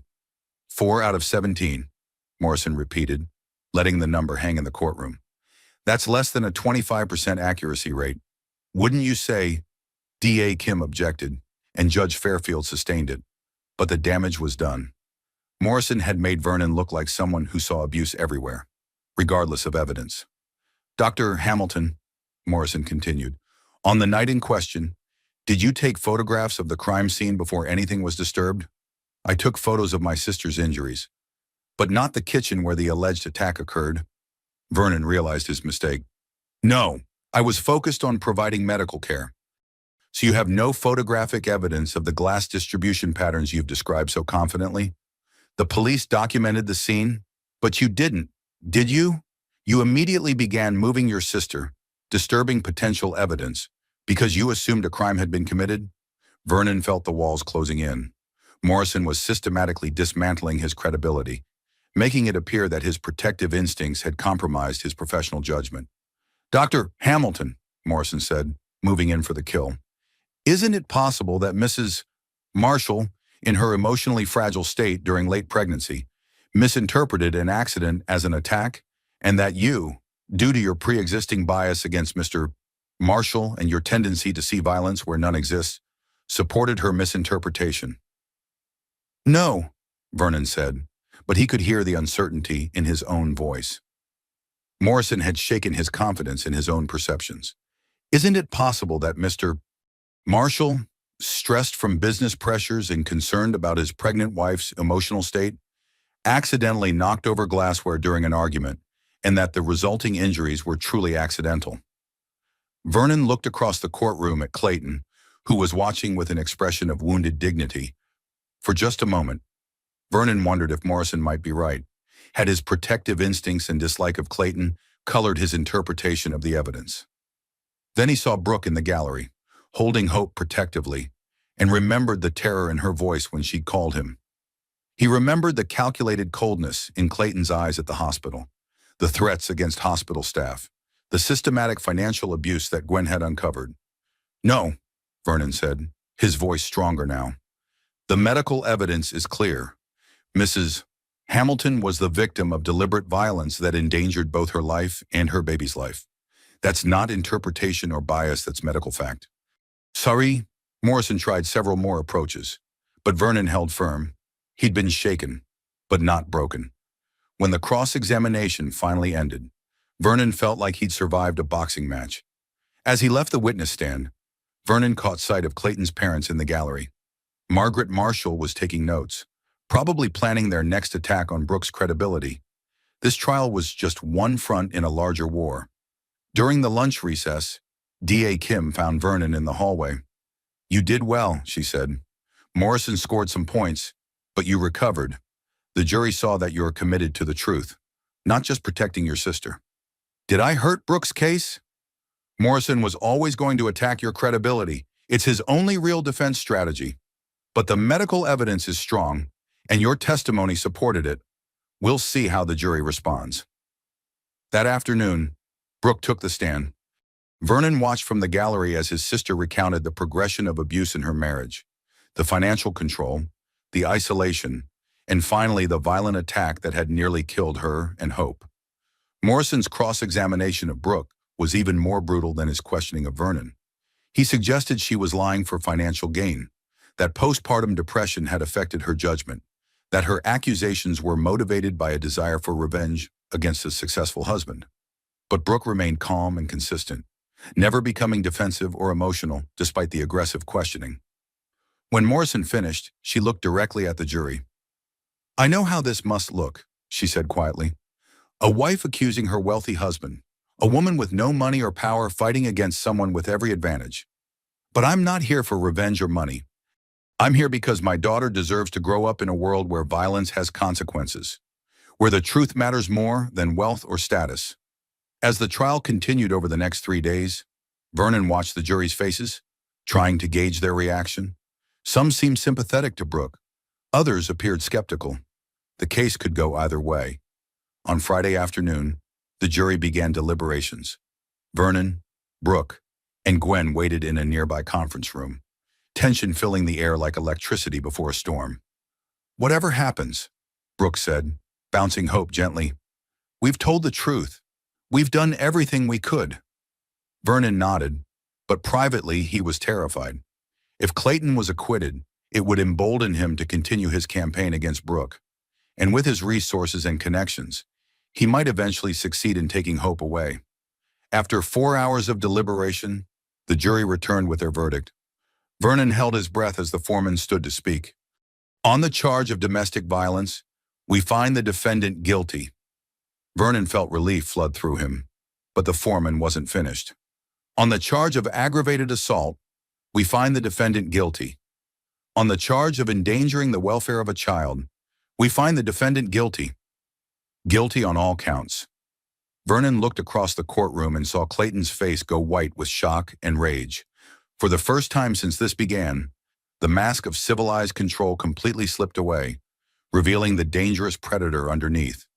As the judge scheduled sentencing for the following week, Vernon realized that while they'd won this battle, the war was far from over. Men like Clayton didn't accept defeat gracefully, and his family had resources that could keep this fight going for years. But for now, justice had been served. Clayton would face prison time, and Hope would grow up knowing that her mother had been brave enough to fight for the truth. It was a beginning, not an ending, but sometimes a beginning was enough. The sentencing hearing was scheduled for the following Tuesday, but by Monday morning, Clayton's world had already begun to collapse in ways that went far beyond the criminal conviction. Vernon first learned about it when his phone rang at 6 a.m. It was Gwen, calling from her office where she'd been working through the night. "Have you seen the morning news?" she asked without preamble. "I just got up," Vernon replied, stumbling toward his coffee maker while trying to keep his voice down. Brooke and Hope were still sleeping in the guest room. "Turn on Channel 7. The story broke about 2 hours ago." Vernon grabbed the remote and found the local news channel. A well-groomed reporter was standing outside the gleaming headquarters of Marshall Industries, speaking earnestly into the camera. "The board of directors announced late last night that CEO Clayton Marshall has been terminated effective immediately following his conviction on domestic violence charges. The company's stock price has already dropped 12% in pre-market trading as investors react to the scandal."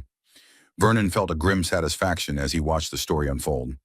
The reporter interviewed several business analysts who explained that Marshall Industries' reputation had been severely damaged by the highly publicized trial.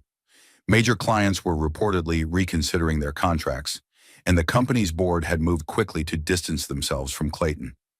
"This is just the beginning," Gwen said over the phone.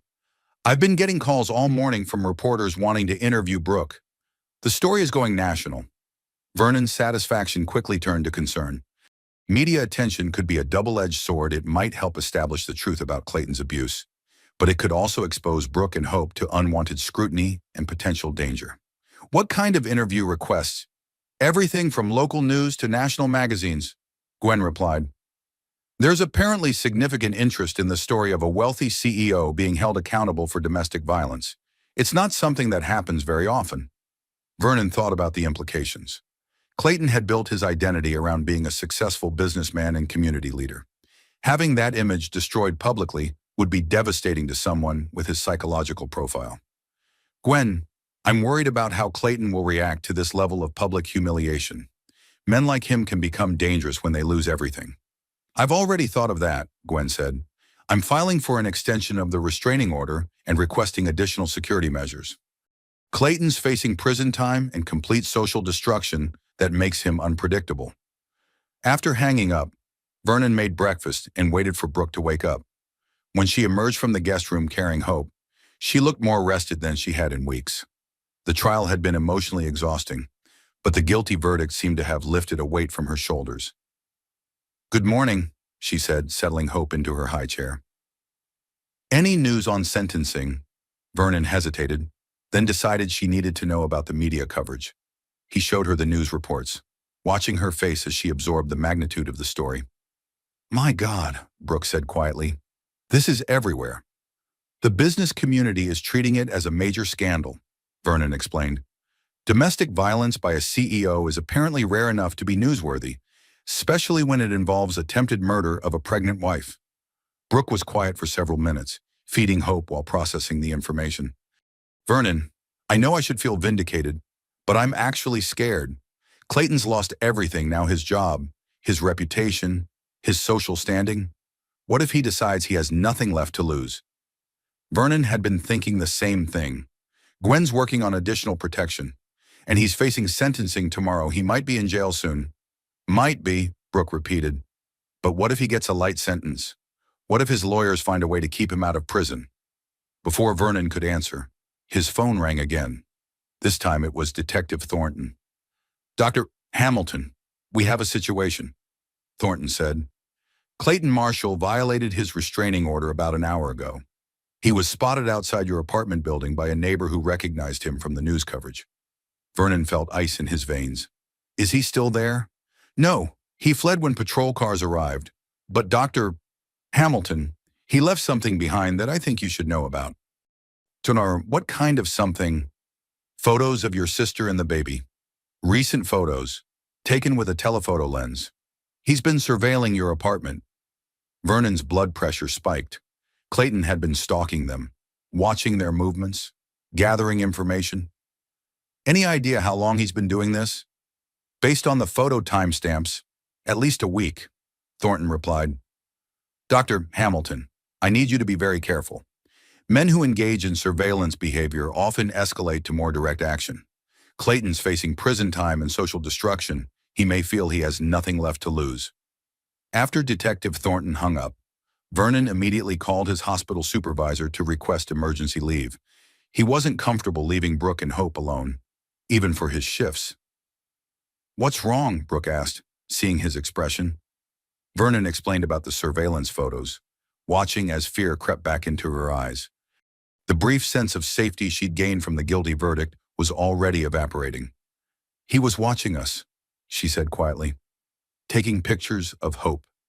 "Vernon, what if he tries to take her?" "That's not going to happen," Vernon said firmly, though privately he shared her fear. "We're going to stay together until this is resolved. No one goes anywhere alone." The phone rang again. This time it was their mother. "Vernon, I just saw the news," Maureen said, her voice tight with worry. "They're saying Clayton lost his job and that he violated the restraining order. Are you and Brooke safe?" "We're being careful, Mom," Vernon replied. "The police are looking for him." "I'm coming over," Maureen announced. "Don't argue with me. If Clayton is desperate enough to stalk you, then Brooke and Hope need all the protection they can get." After she hung up, Vernon realized that Clayton's downfall might actually make him more dangerous, not less. A man with everything to lose might show restraint, but a man who'd already lost everything might be capable of anything. His phone buzzed with a text message from an unknown number. "You destroyed my life. You turned my wife against me. You took my daughter away. This isn't over." Vernon immediately forwarded the message to Detective Thornton and showed it to Brooke. Her face went pale as she read the words. "He still thinks of Hope as his daughter," she said. "Vernon, what if he tries to kidnap her?" "We're not going to let that happen," Vernon said, though the text message had shaken him more than he wanted to admit. Clayton was clearly unstable and focused on revenge. Over the next few hours, more details emerged about Clayton's rapid downfall. The news reported that several of his business partners were now distancing themselves from him, claiming they'd had no knowledge of his violent behavior. His country club had suspended his membership, and his charitable board positions had been quietly terminated. Most damaging of all, former employees were beginning to come forward with stories about Clayton's temper and controlling behavior in the workplace. A pattern was emerging of a man who'd built his success through intimidation and manipulation, not just leadership skill. "It's like watching a house of cards collapse," Gwen said when she arrived that afternoon with additional legal documents. Everything Clayton built was based on maintaining a false image. Once that image cracked, the whole structure fell apart. "Any word on sentencing?" Vernon asked. "The prosecution is pushing for the maximum 10 years, Gwen replied. "With the media attention and the restraining order violation, the judge is likely to be harsh, but Clayton's lawyers are still fighting for probation and community service." Vernon couldn't imagine Clayton avoiding prison time, but wealthy defendants had advantages that others didn't. Money could buy skilled lawyers, character witnesses, and rehabilitation programs that might influence sentencing. That evening, as they ate dinner together, Vernon watched Brooke playing with hope and felt a fierce protectiveness wash over him. These two innocent people had been targeted by a predator who'd systematically destroyed their sense of safety and security. Clayton had already stolen years of Brooke's life through control and abuse. Vernon wasn't going to let him steal any more. But as night fell and Vernon checked the locks on his apartment doors for the third time, he couldn't shake the feeling that the worst was yet to come. Clayton was desperate, humiliated, and facing prison time. In Vernon's experience, that combination made people capable of extreme actions. Tomorrow's sentencing would determine Clayton's immediate future, but Vernon suspected that the real battle for Brooke and Hope's safety was just beginning. Outside his apartment window, the city lights twinkled peacefully, giving no hint of the danger that might be lurking in the shadows. Vernon made a mental note to stay vigilant. Their lives might depend on it. Tuesday morning arrived gray and cold, matching Vernon's mood as he prepared for Clayton's sentencing hearing. The past 24 hours had been tense. Police patrols had increased around his apartment building, but there had been no sign of Clayton since the restraining order violation. "I keep thinking he's going to appear out of nowhere," Brooke said as she fed Hope breakfast. She'd barely slept, jumping at every sound in the hallway. "The courthouse will have extra security today," Vernon assured her. "Detective Thornton promised that Clayton won't be able to get near you." Gwen arrived early to escort them to the courthouse. She'd arranged for them to enter through a private entrance to avoid the media circus that had gathered on the front steps. "The press coverage has been intense," Gwen reported as they drove downtown. 3 national news magazines want to interview Brooke, and there's a documentary filmmaker interested in telling the story. "I'm not ready for that," Brooke said immediately. "Maybe someday, but right now I just want Hope to be safe." Vernon agreed. Media attention might help other abuse victims by raising awareness, but Brooke's priority had to be protecting herself and her daughter. The courtroom was packed when they arrived.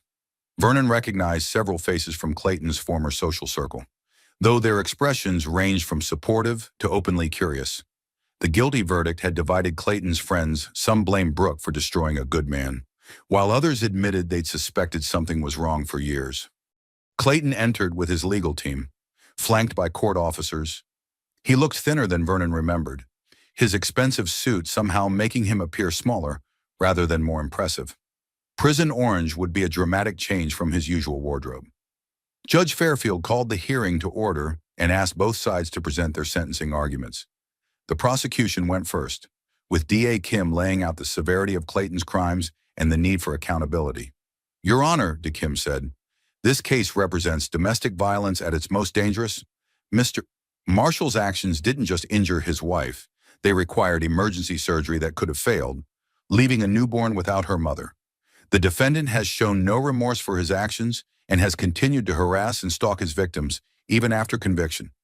She presented evidence of the restraining order violation, the surveillance photos, and the threatening text message Vernon had received. Each piece of evidence painted a picture of a man who refused to accept responsibility for his actions. When Morrison rose for the defense, Vernon braced himself for another attempt to minimize Clayton's crimes, but the lawyer's usual confidence seemed to diminish the media coverage and his client's continued bad behavior had clearly weakened his position. "Your Honor," Morrison began, "Mr. Marshall is a first-time offender who built a successful business and contributed significantly to the community. The stress of business pressures and impending fatherhood led to a moment of poor judgment that he deeply regrets." Vernon noticed that Morrison didn't claim Clayton was innocent, just that his crimes were aberrations rather than patterns. It was a subtle but significant shift in strategy.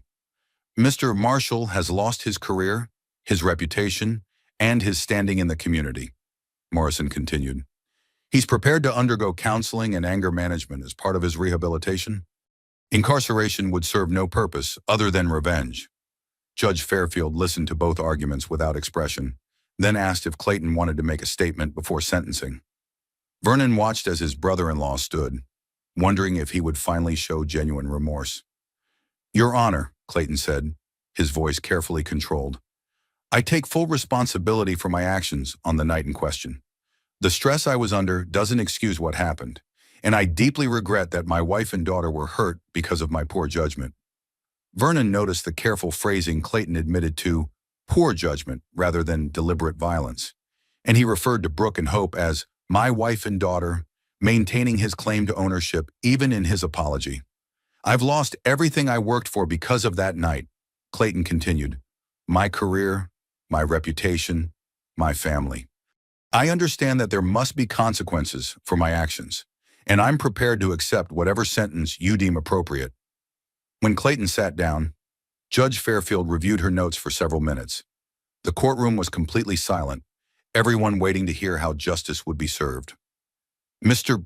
Marshall," Judge Fairfield finally said, "I've presided over many domestic violence cases in my career, and I've learned to recognize the difference between genuine remorse and calculated manipulation. Your statement today focused primarily on your losses rather than your victim's suffering." Vernon felt a surge of hope. Judge Fairfield had seen through Clayton's performance. "Furthermore," the judge continued, "your behavior since conviction violating the restraining order, stalking your victims, sending threatening messages demonstrates that you view yourself as the wrong party rather than the perpetrator of serious crimes." Clayton's face remained impassive, but Vernon could see tension in his shoulders. "Domestic violence during pregnancy represents one of the most serious forms of assault because it endangers two lives," Judge Fairfield said. "Your actions required emergency surgery and could have resulted in the deaths of both your wife and unborn child. That you continue to minimize these actions tells me that you remain a danger to your victims." Vernon held his breath as the judge prepared to announce the sentence. "Mr. Marshall, I sentence you to 8 years in state prison on the domestic violence and assault charges, and 2 additional years for endangering the welfare of a child. These sentences will run consecutively, for a total of 10 years incarceration." 10 years. Vernon felt relief flooding through him as he heard Brooke's quiet gasp behind him. Clayton would be in prison for a decade, long enough for Hope to grow up and for Brooke to rebuild her life completely. Judge Fairfield wasn't finished. "Additionally, I'm issuing a permanent restraining order prohibiting any contact between Mr. Marshall and his victims. This order will remain in effect for 5 years after his release from prison." As the judge pronounced the sentence, Vernon watched Clayton's carefully maintained composure finally crack. His face flushed with rage, and he turned to stare at Brooke with undisguised hatred. "This isn't over," Clayton said loudly enough for the entire courtroom to hear. "You destroyed my life, but I'll find a way to destroy yours." Court officers immediately moved to restrain him as Judge Fairfield called for order. "Mr. Marshall, you've just threatened your victims in open court. I'm adding an additional charge of criminal intimidation to your record." As Clayton was led away in handcuffs, still shouting threats, Vernon felt both relief and continued concern. 10 years was a long sentence, but Clayton's final outburst proved that prison wouldn't cure his fundamental inability to accept responsibility. Outside the courthouse, Gwen gathered Vernon and Brooke away from the waiting reporters. "This is as good an outcome as we could have hoped for," she said. 10 years gives you time to establish complete independence and security." "What about his threats?" Brooke asked. "Even from prison, couldn't he find ways to hurt us?" "Prison communication is monitored," Gwen explained, "and the permanent restraining order means any attempt to contact you will result in additional charges." Plus, his financial resources are about to be significantly reduced. Vernon raised an eyebrow. What do you mean? I filed for emergency asset recovery this morning, Gwen said with satisfaction. Now that Clayton's been sentenced, we can move aggressively to reclaim the money he stole from Brooke. The offshore accounts, the fraudulent business investments, the property he purchased with marital funds, all of it can be recovered. For the first time since this nightmare began, Vernon saw genuine hope in his sister's eyes. You mean I might actually have some financial independence? More than that, Gwen said.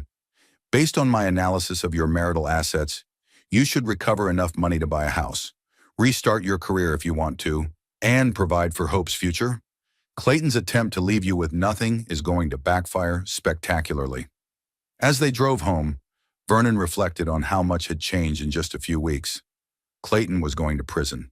Brooke was regaining her independence, and Hope would grow up safe from her father's violence. Justice hadn't just been served, it had been comprehensive. That evening, as Vernon watched Brooke play with Hope in his living room, he felt a deep sense of satisfaction. The legal system had worked as it was supposed to, holding a wealthy abuser accountable despite his advantages of money and status. Vernon, Brooke said quietly, I want you to know how grateful I am. If you hadn't answered your phone that night, if you hadn't been willing to stand up to Clayton, you don't need to thank me, Vernon interrupted. You're my sister. Protecting you and Hope isn't heroic, it's just what family does. But not every family would have done what you did, Brooke said. Some people would have encouraged me to work things out privately, to avoid scandal, to think about Clayton's career and reputation. Vernon thought about Clayton's parents, who had indeed pressured Brooke to minimize the abuse to protect their son's image. Those people enable abusers by prioritizing appearances over safety. I'm going to make sure Hope understands that love doesn't hurt, Brooke said, kissing her daughter's forehead. And that speaking the truth is always the right choice, even when it's difficult. As Vernon watched his niece sleep peacefully in her mother's arms, he felt hope for their future.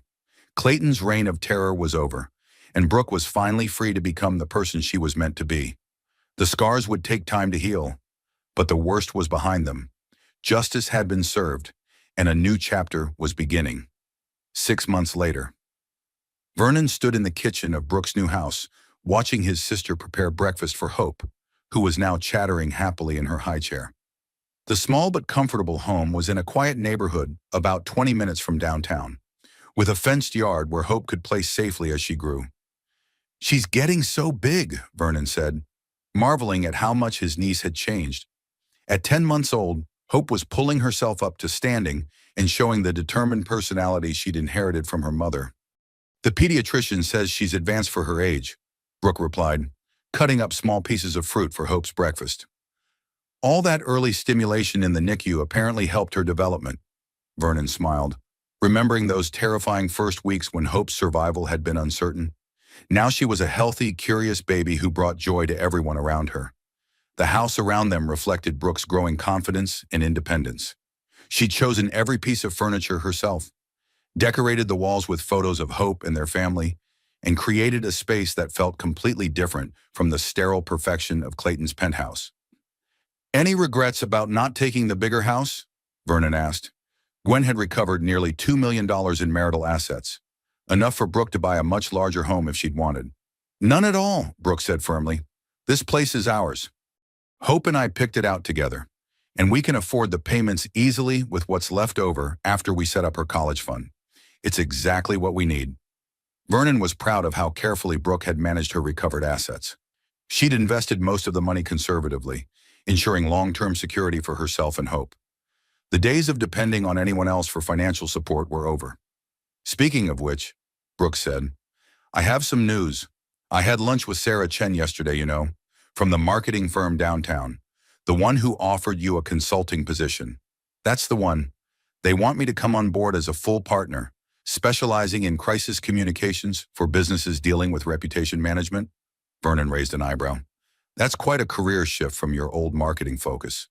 Brooke laughed. Apparently, we're surviving a high-profile domestic violence case, and Media Circus makes me uniquely qualified to help other people navigate public relations disasters. Who knew my nightmare would become a professional asset? Are you going to take it? I think so, Brooke said, lifting Hope from her high chair. The hours are flexible. I can work mostly from home, and the money is excellent. Plus, it feels like I'd be using what happened to us for something positive. Vernon felt a surge of pride. 6 months ago, Brooke had been financially dependent and emotionally devastated. Now she was considering a prestigious business partnership that would utilize her intelligence and experience. What about daycare for Hope while you're working? Mom has volunteered to help, Brooke said. She's been amazing these past few months.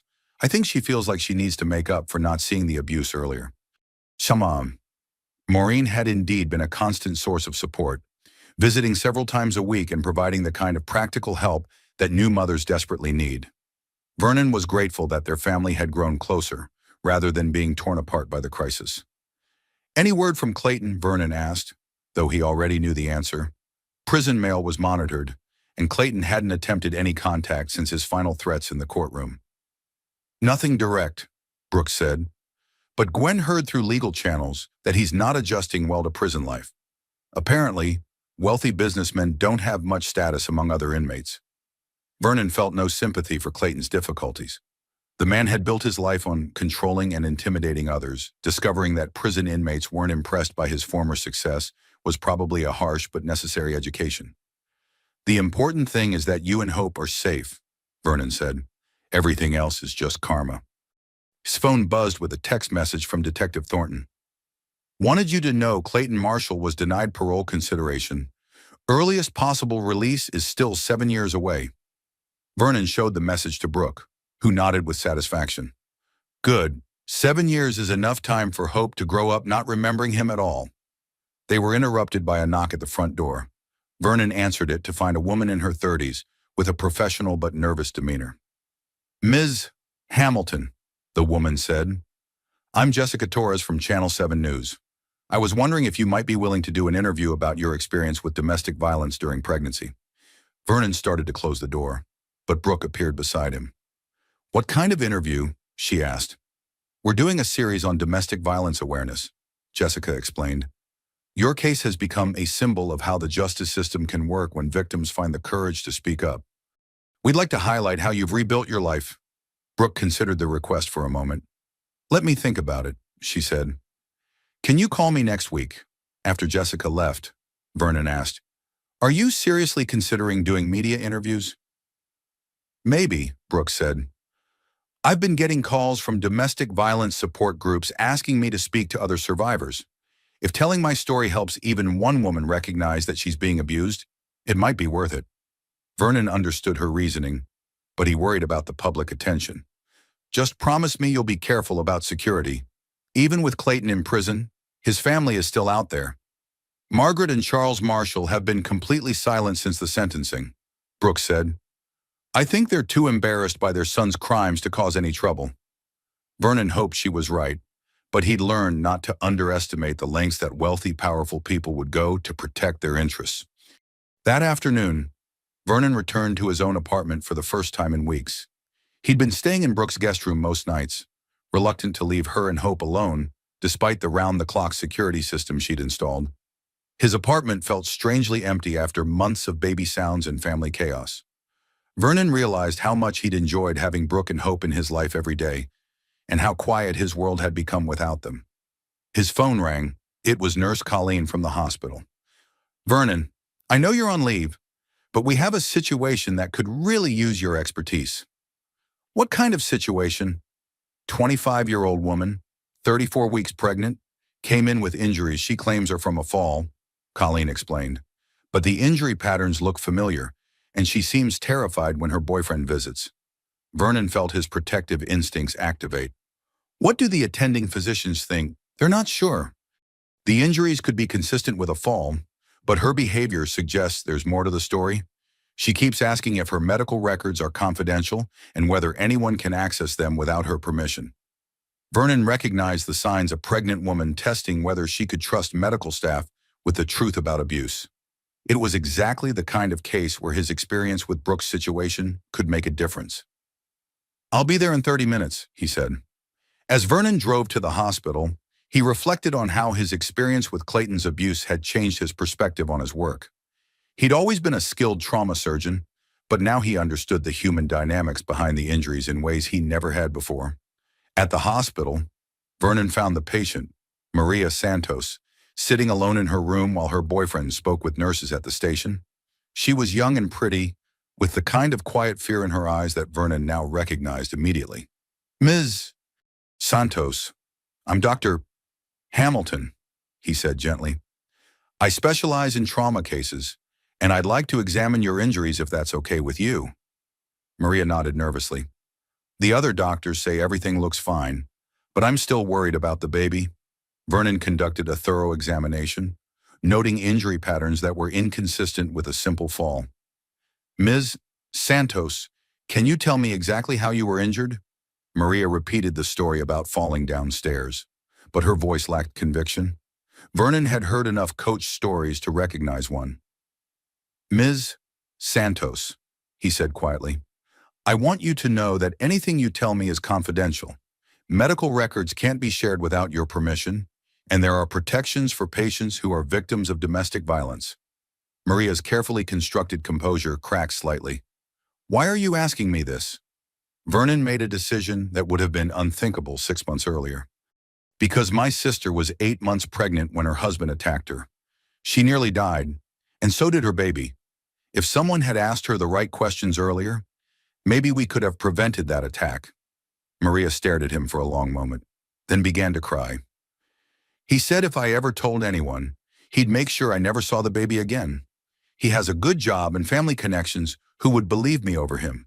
"I would," Vernon said simply. "And so would the police, the courts, and the domestic violence advocates who specialize in helping women like you." Over the next hour, Vernon helped Maria contact the same resources that had saved Brooke's life: Detective Thornton, Gwen Pierce's law firm, and the hospital's domestic violence coordinator. By the time her boyfriend realized something was wrong, Maria was under police protection and legal safeguards. Driving home that evening, Vernon realized that his experience with Brooke's case had given him a new mission. He couldn't save every victim of domestic violence, but he could use his medical expertise and personal knowledge to help identify and protect others. When he arrived at Brooke's house, he found her in the living room with Hope, reading together before bedtime. The peaceful domestic scene was a stark contrast to the hospital crisis he'd just left. "How was your day?" Brooke asked, making room for him on the couch. Vernon told her about Maria Santos and how his experience with Clayton's case had helped him recognize the signs of abuse. Brooke listened thoughtfully, occasionally looking down at Hope, who was sleeping peacefully in her arms. "Vernon," she said when he finished, "I've been thinking about what that reporter said about our case becoming a symbol of how the justice system can work. Maybe we have a responsibility to help other women who are going through what I went through." "What did you have in mind?" "I don't know yet," Brooke admitted. "But I keep thinking about all the advantages. I had a brother who's a doctor, financial resources to hire good lawyers, a family support system. Most women don't have those advantages." Vernon understood what she was suggesting. Their experience with Clayton hadn't just been a personal victory, it was proof that domestic violence could be successfully prosecuted even when the abuser had significant social and economic power. "We could start a foundation," Vernon suggested. "Provide legal and medical support for domestic violence victims who don't have resources. Or create a training program for medical professionals," Brooke added. "Teach them how to recognize abuse patterns and connect victims with help." As they discussed possibilities, Vernon felt a sense of purpose that went beyond his work as a trauma surgeon. Clayton's abuse had been evil, but perhaps some good could come from it if they used their experience to help others. "Whatever we do," Brooke said, "I want Hope to understand that speaking the truth matters, even when it's difficult. I want her to grow up knowing that her mother fought for justice and won." Vernon looked at his sleeping niece and felt a deep sense of hope for her future. Hope would grow up safe, loved, and surrounded by adults who understood that protecting children sometimes meant standing up to dangerous people. The scars from Clayton's abuse would always be there, but they no longer defined Brooke's life. She had reclaimed her independence, rebuilt her confidence, and created a secure future for herself and her daughter. Most importantly, she had learned that love doesn't hurt, and that protecting someone from consequences isn't really protecting them at all. It was a lesson that would guide her as a mother and as a survivor who had found the courage to speak her truth. Outside, the sun was setting over their quiet neighborhood, painting the sky in soft pastels that promised a peaceful night. Inside, a family that had survived the worst was building something beautiful from the pieces. Clayton was in prison where he belonged. Justice had been served, and new beginnings were possible. Sometimes that was enough. Sometimes it was everything. Epilogue. 1 year later, Vernon stood at the podium of the medical conference center, looking out at an audience of trauma surgeons, emergency physicians, and domestic violence advocates. The Hamilton Foundation's first annual training conference had drawn over 300 medical professionals who wanted to learn how to better identify and assist victims of domestic violence. "The truth is," Vernon said, concluding his presentation, "most of us in medicine receive very little training in recognizing abuse patterns. We're taught to treat injuries, not to understand the human dynamics that cause them. But when a pregnant woman arrives with injuries that could be accidental, we have an obligation to ask the right questions." In the audience, he could see Brooke holding Hope, now an active 18-month-old who charmed everyone she met. Brooke had become a powerful advocate for domestic violence victims, combining her business expertise with her personal experience to create support systems that actually worked. After the presentation, Vernon joined Brooke and Hope in the conference center cafe. Hope immediately reached for him, babbling what sounded like Uncle Vernon, though her pronunciation was still developing. "How do you think it went?" Vernon asked, settling Hope on his lap. "Better than we hoped," Brooke replied. "Dr. Chen told me that 5 hospitals have already committed to implementing our screening protocols, and the legal advocacy program has funding requests from 3 states. The Hamilton Foundation had grown beyond their initial vision, providing training, resources, and direct support to domestic violence victims across the region. What had started as a way to find meaning in their trauma had become a legitimate force for change. "Any word from the documentary producers?" Vernon asked. "They want to film our next board meeting," Brooke said. "The story of how we turned our worst experience into something positive apparently has national appeal." Vernon wasn't entirely comfortable with the media attention, but he understood its value. Every woman who saw their story and recognized her own situation was potentially a life saved. "Mama, up," Hope demanded, reaching for Brooke. At 18 months, she was already showing signs of the strong will that had helped her survive her difficult birth. As Vernon watched Brooke lift her daughter, he reflected on how much their lives had changed. Clayton was serving his sentence in a maximum security prison, his appeals having been denied at every level. His parents had moved to another state, apparently unable to face the social embarrassment of their son's crimes. Most importantly, Hope was growing up happy, healthy, and completely unaware that she'd once been in danger. She would never remember the fear or violence, only the love and security that surrounded her now. "Vernon," Brooke said quietly, "I want you to know that I finally understand what you meant that night when you said that love sometimes means standing up to someone, not just standing up for them." "What made you think of that, watching Hope?" Brooke replied. "I want her to grow up knowing that real love means protecting people from harm, even when it's difficult, even when it means confronting people we care about." Vernon nodded, understanding the deeper truth she was expressing. Their family had been tested by Clayton's abuse, but they'd emerged stronger because they'd chosen truth over convenience, safety over social harmony. As they gathered their things to leave, Vernon felt a deep sense of gratitude for the journey they'd traveled together. It had been painful, terrifying, and exhausting, but it had also proven that justice was possible, that families could heal, and that speaking the truth really did matter. Hope would grow up in a world where her mother was respected for her courage, where her uncle was known for his commitment to protecting the vulnerable, and where love meant safety rather than fear. It wasn't the ending any of them would have chosen, but it was perhaps the ending they all needed. Sometimes the price of silence was too high to pay, and sometimes finding your voice was the greatest gift you could give to the people you loved.